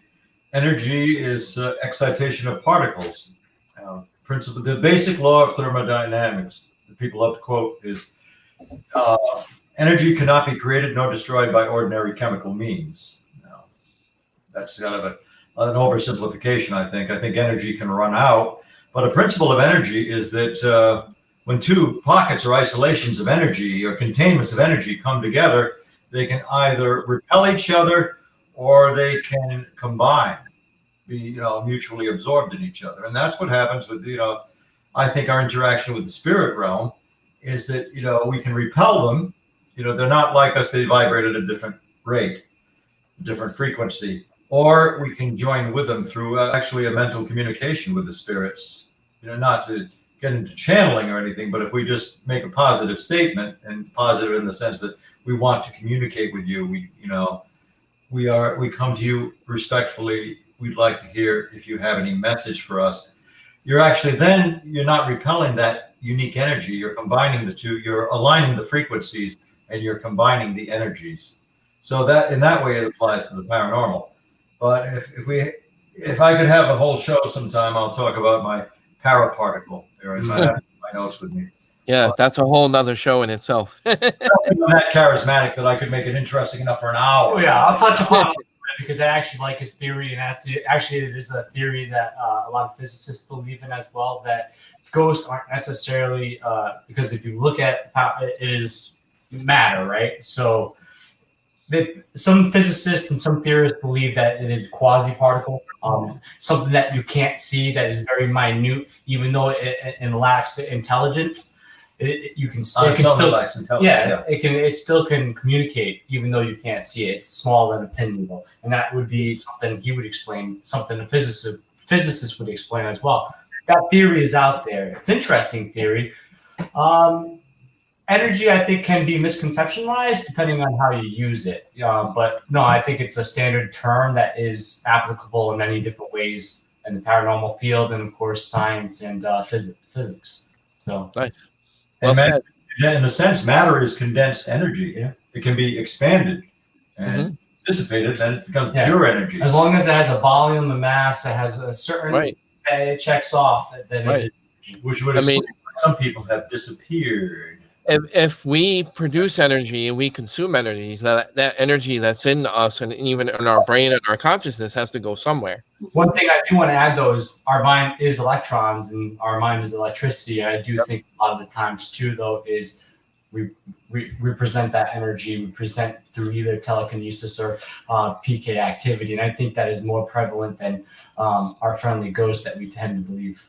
That's true. That's absolutely true. There were some physicists who did tests where they tried, Professor Charles Tart in Berkeley, where they tried to measure for an actual EMF or some kind of a signature reading of a signal like that with terms to remote viewing and clairvoyance, and they didn't get anything on the emission. So it was an interesting thing that they were trying to see if that was measurable. And so if it's a minute thing, like you're saying, that could be the loophole. But they were not actually able to measure that on some kind of a scale that we could do. Yeah. Gary? If it's a quasi-particle, it's most likely something that we can't see at any point unless we come up with some device to be able to do so. Well, it shows that the experiment was legitimate if they didn't get results that they wanted. They didn't fabricate or synthesize their results. They just said they didn't get anything interpreted. But no experiment, I love Ron. I know what you're saying. A good experiment that has to deal with energy and deal with my aspect of PK and TK is an experiment called the Phillips experiment. I knew it. Yeah. All right. Everybody's heard of that here. Yeah. Gary? I believe energy is all around us and powers everything about us. And if you lick a socket, you will find out the other side of it. So outside of that, makes you a believer. Yeah, you'll find out right away what happens. I mean, there is a lot. What everybody said, energy can't be destroyed. It'll only dissipate. It can invert, polarize, and reform into another form. It can even link itself together. I mean, we're talking about physics with quantum entanglement. That could be bridging across multiple planes. I mean, that could very well be an answer to it. And since it's such a minute particle, you wouldn't be able to register or even monitor at this point. With psychic energy and trying to scientifically monitor it, it may register at a point that we don't have a means of reading it at this point. It doesn't necessarily mean that it's not there. When you do die, our brain is nothing more than a complicated electrical circuit flying around in a big meat suit, So what happens when you get rid of that meat suit? I mean, perfect example. What happens when you split an atom? Where's all that energy? That energy doesn't dissipate. That energy increases exponentially. Right. So it's kind of the same thing when you take that out. Where does it go? But you got to also keep in mind, in relation to its container, we have energy trapped inside our mind, and that's how our brain functions. But if you take that same amount of energy and put it out in the universe, you can't measure it, Well, as of right now, you can't measure it. Maybe one day when we can measure it, maybe then we'll find our ghosts. Or we'll find an answer that people might, finally agree upon. Still don't think so. Or a big piece of that missing piece of that puzzle. Yeah, but definitely don't lick a socket. No, I don't recommend that. Because he said it on the screen, huh? He says it on television. I don't take no responsibility of anybody getting electrocuted tonight. Right? Kids, don't try this at home. except for Ron. Right? Yeah. Don't try this at home. I am not a professional. Yeah. James. There you go. He's a record soul. Tastes like copper. Whether or not, Anthony, let's see your energy. No. From a person that's been electrocuted multiple times. Was this for fun or business? Both. Well, it's business and sometimes fun. But no. You mean pleasure. Yeah. I've been, in situations where I've been electrocuted a couple times. But I feel with the energy and stuff, like with spirits trying to manifest and everything, with electric. Remember, and they're stealing the energy out of our batteries and everything to manifest. I feel that, being alive, everything with our bodies is electrical. Your heart's pump, but electrical. Everything is electrical in our body. So I feel when they try to manifest and steal all this energy, it's because they're trying to make themselves more physical, and so we could see them. So when it comes to energy, with the I feel that, with the paranormal and everything, that they just try to steal our energy and everything, just so they can manifest and show themselves with this, with all these everybody's with all this fancy talk over here with different stuff with energy. Like I said, all these different things you guys are talking about. When it comes to energy, remember, I know from being in the electrical field, energy is always going to be there. And if it can't go to where it wants to go, it'll find another way of going. And always grounds itself, it always finds another way of being there. So energy is going to be there forever. And, I really have much, that's, except for being electrocuted, I don't have much more to say about that. Yeah. And Ron, you thought you were in a bad spot. So the people that don't know me, I'm an electrician. That's why I've been electrocuted multiple times. Gross, Anthony, but I heard getting electrocuted tickles the taint. Was that pleasurable? That's why I got electrocuted. Yeah, you like the tickle? Oh yeah. Nice. Gives you that tingly down below. It's a little tingle, He couldn't sleep under a ceiling fan for a week. Yeah, every time I went next to the light went on. Yeah. So, guys, Gary had mentioned the principle, quantum entanglement. Yeah. Mm-hmm. First formularized by Albert Einstein and Nathan Rosen back in Spooky action at a distance. It's theory, theory still, but we know it's real. I think one manifestation of quantum entanglement is synchronicity. And you've all had those bizarre coincidences that are more than coincidences. Yeah, the one manifestation of that, of quantum entanglement, that's the engine of synchronicity.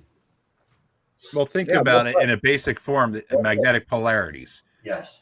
Mm-hmm. All right, now multiply that by 1 billion and put it at a level that's so low of energy that you can't register it. That's part of the theory for quantum entanglement of how things could be true. Pervades our environment and our existence and our consciousness. So synchronicity is as subtle as thought. I've had like a thought, and all of a sudden, it's there, in print or on the radio, or what's in front of me. I think one of my favorite instances. I swim through synchronicity, but I remember I was driving to work one day in Rhode Island, and the song came on. Save a horse, ride a cowboy. I love that song. I just happened to look. I rarely look at the license plate. There's this Land Rover in front of me. I rarely look at other license plates, but I just happened to glance up. I was putting my shades on, just happened to glance up. And on the song, it says, "On an old horse named Leroy." And the license plate was Leroy. And just that 1 second, that, it happens so frequently, I don't jot it down anymore. But I remember that one happened. Just so much, but it pervades us. It's as subtle as thought. Mm. I mean, I was working for a dental agency, and I heard this. It's winter, and the radio's on, and I'm writing down this telephone number of a patient that I've got to call, and their number is 3232. That instant, when I started to write it down, I hear on the radio, "It is currently 32 degrees," and there was something else that came up with 32. I think it was the time. It was like 32 after the hour. So it's like, it just hits all of a sudden. But it's always around us. It's causality. It's like this networking phenomena. And they've also shown too, right, with quantum entanglement, that subatomic particles are able to be in two places at the same time. They can communicate from vast distances by means that they don't know how. They haven't figured out how to measure it, but they can actually be in communication where one will experience or be able to connect with the other. They go sync, and there you go. So the synchronicity. It can be like the length of a pencil apart, or it can be like the length of a molecule apart, and these subatomic particles move in sync or are excited in sync, or it can be the distance from Earth to Saturn. It's simultaneous. Yeah. Yep. Okay. That was great. All right, guys, we're actually at the 2-hour mark. I think we're gonna end the show right. Just getting started. Yeah. Just remember, you thought of these questions. This is your fault. We didn't get through all of them. No, I think we're good. I think it's been very informative. Exchange of ideas and information. Yeah, no, absolutely. I think every single one of you guys have been so informative and insightful in different ways. And like I said, we all bring something different to the table. We come from different backgrounds, and that's what we need in the field. We need more people with different backgrounds, and everybody, can bring those things to the table and, help the paranormal field grow even more. And, that should be the goal. So I want to end the show on that note. Closing thoughts, guys. I'm going to give you just 1 or 2 minutes each if you guys want to give a shout out to anybody. If there's anything you want to give your website, a plug, an event, anything going on. I'll start with Leanna. Okay. I don't have a regular website. I just have our team page on Facebook, which is Spirit Realm Investigative Project.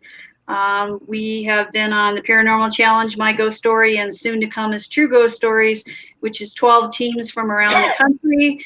We were supposed to be starting in October, and then it got moved, and now COVID. So we're kind of screwed at the moment. But it's real footage. It's not produced by any production company. We do our own editing, and we ship it off. So it's not any production company telling us what we should be doing. So some people might find it boring because it's not all, hyped up like some of the other shows, but it's pretty cool to see how different teams handle things and, what their style is. We have like Team Scotland, Team England, Team Ireland. I'm Team Colorado. We have like 5 other states There's 12 teams total, so look for that. I don't know which way they're going to go on it. We did have a network, but now with everything shut down, it may go through, I guess Nick Groff has, I forget the name of it. Mini Space. Yeah. So we may be going that route. I don't know. Okay. But like us on Facebook, follow us. I'll let everyone know that my teammate Lolly died last year. I'm sorry.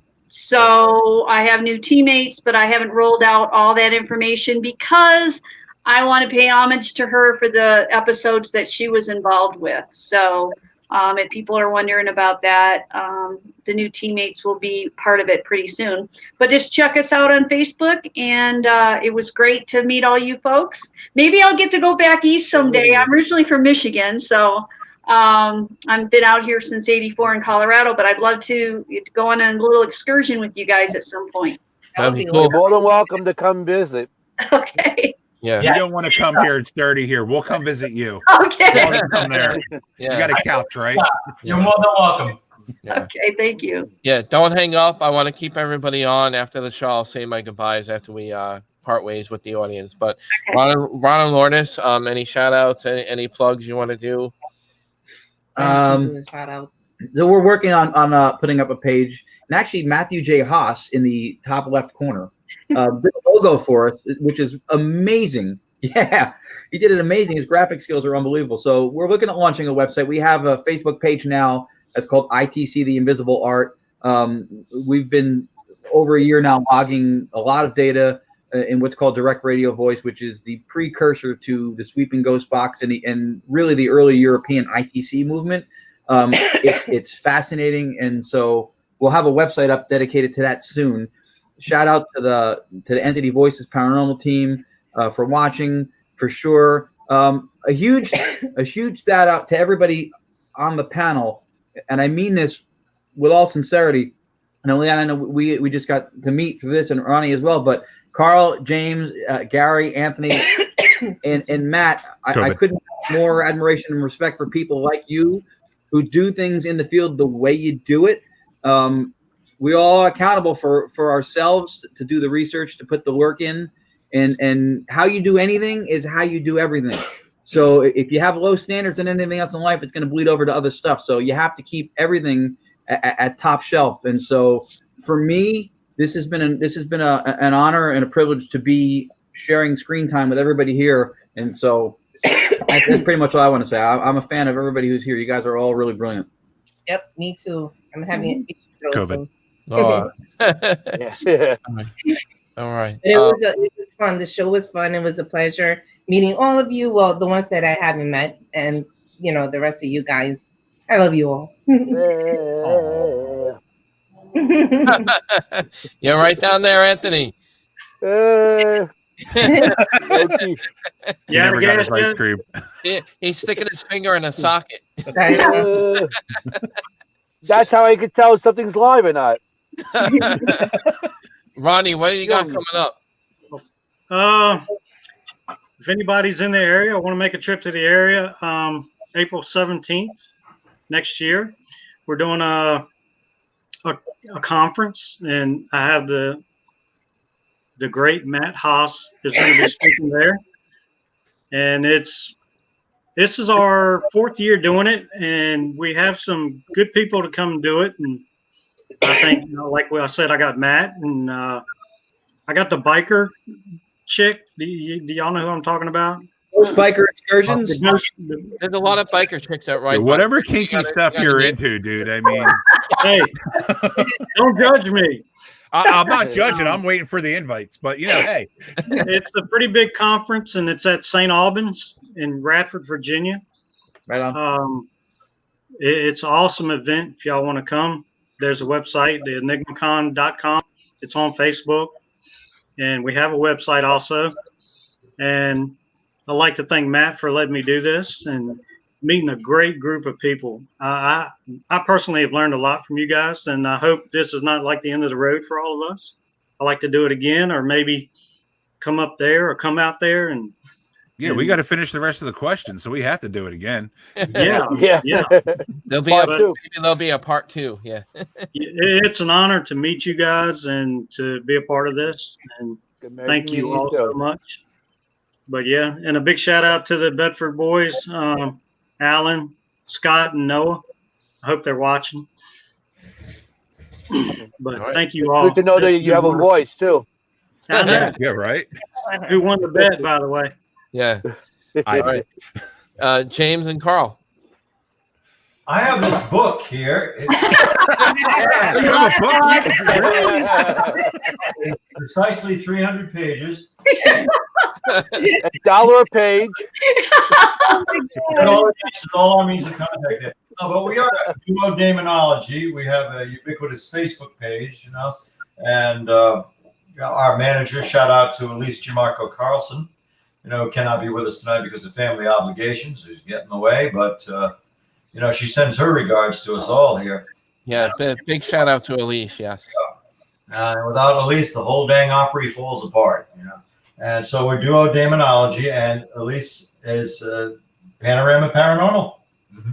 And yeah, definitely that's us. And before I say goodbye and thank you for everybody that's been on this panel. It's great meeting everybody that I haven't met before and the people that have come to my house. You guys are family, and hopefully Gary, Ronnie, and Leanne, you guys come as well next time, and we can break bread, hopefully. And one thing, who are you going to call?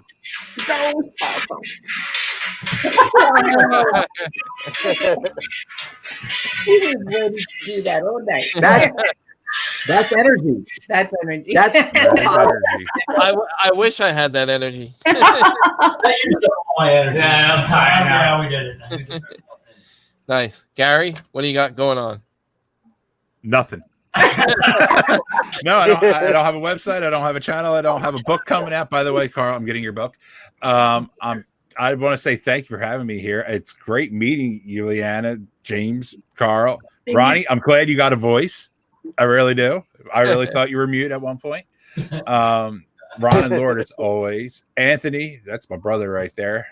Oh, Matt, I'm coming up, and we're going to go hunt down and find some weird stuff together. Heck yeah, we do Camp Hero. Definitely. But definitely, we need to have a second because we still have, 5 questions left to go.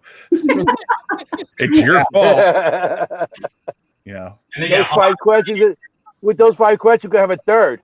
You can finish them. Right? Yeah. But other than that, once again, thank you. I'm glad to meet everybody. Same here. So, Nice. Anthony, all right. say goodbye so you can get out of the damn car. Anthony's probably like, I got a pee. Yeah, I do, but that's the old man in me. Well, it's my turn. Yeah. Yeah. There's a show coming out, Paranormal Night Shift. It was supposed to be out by now, but since the everything's going on, they postponed it. Even Matt was on one of the episodes too. So hopefully when that comes out, everybody checks that out. Web pages and everything else I really don't have. I'm just, I'm in this for the fun of it. Yeah. Yeah, that's what I'm in this. And I want to just thank my wife that she puts up with a lot of me going on these overnighters and stuff like that. And I don't know, is Giuseppe still in the page and Gerard? Yeah, they're still there. Hey, Giuseppe's one of my teammates, and Gerard, my brother, is one of the founders of the Secrets Club of the Paranormal. And we've been around 1996. I started the team back then. So, we're going to continue going. And I've been working with Matt, Ron and Lourdes. I worked with James and Carl already. And, of course, Gary. Gary builds the best lights. You guys need lights? Go to Gary. He built me a light with night vision, full spectrum, a white light, a high beam, and a low beam for production purposes. All on one light. Go to Gary. Yeah. Whiz bang. Yep, he's Mr. Whiz Bang. It's the whiz bang. He's been.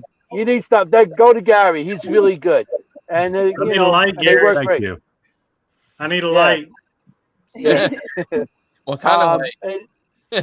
We'll talk. Yeah.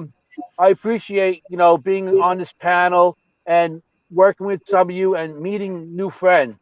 So thank you for having me here. You know, Matt. And all right, that's all I got to say. I'm sticking to my word. That's all you got to do over there. Over there. Over there. I'm over here. You're over there. Hey, I'm over forget here. about You're it. over there. What are you talking about? What's this crazy stuff? Forget about it. Yeah. Talking to Yeah, me. you forget about it. Hey. Yeah. My last words of the night are I'm just very grateful that all you participated in tonight's panel on the Strange Oddities podcast. It was a lot of fun, very informative, and again, I hope somebody learned something that was part of the audience or those who are listening. I hope they took something from this and they learned, and that's all I can hope. That's what this is about, just awareness and learning and getting more information out there. So I want to thank all you guys for being a part of tonight's show. It was great, for doing it and, for making it special night. All you guys, I have a really unique relationship with all you guys. You guys mean a lot to me, and just, really thankful that you guys could be here. Thank you, Matt. Thanks for having us. And thank you, Matt, for making this come together. All right. Thank you, Jay. Look, now Matt's blushing. All right. So on that note, guys, I want to wish everybody well, be safe. We just had a bad storm pass by, so I hope everybody's doing okay. Hope your power's back. And just, be well, just stay out of harm's way and do what you do best and just be you. And, I encourage everybody to stay positive, hang in there, and I don't know, wish everybody the best. So Thanks. Thanks for tuning in for the Strange Oddities podcast. I'm going to have a special guest next week. I'm working on scheduling somebody for next week. Just hang in there for that news. I will be announcing whoever my guest is. I'm just waiting on confirmation. So as soon as I get that info, I'm going to be putting that out there.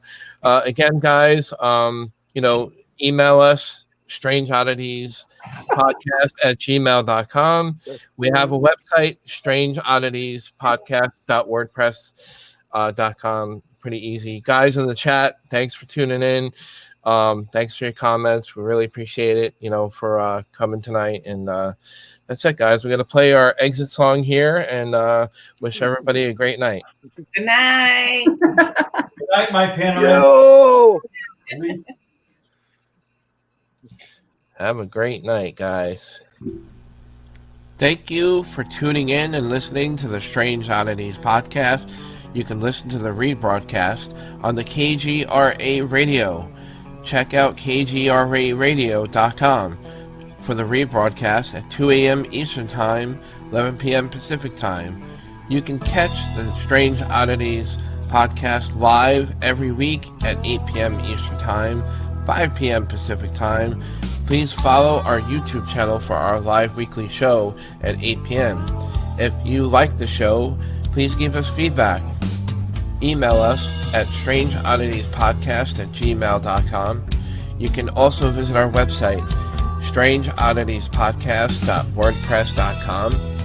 Tune in every week, 8 p.m. Eastern Time on the YouTube channel. You can also look us up on Facebook. We have a Facebook page where all the news and information about upcoming guests and anything Strange Oddities podcast is doing. Go to our Facebook page, give us a like, and give us a shout. Thanks a lot for tuning in. And again, thanks again for the KGRA for rebroadcasting the Strange Oddities podcast.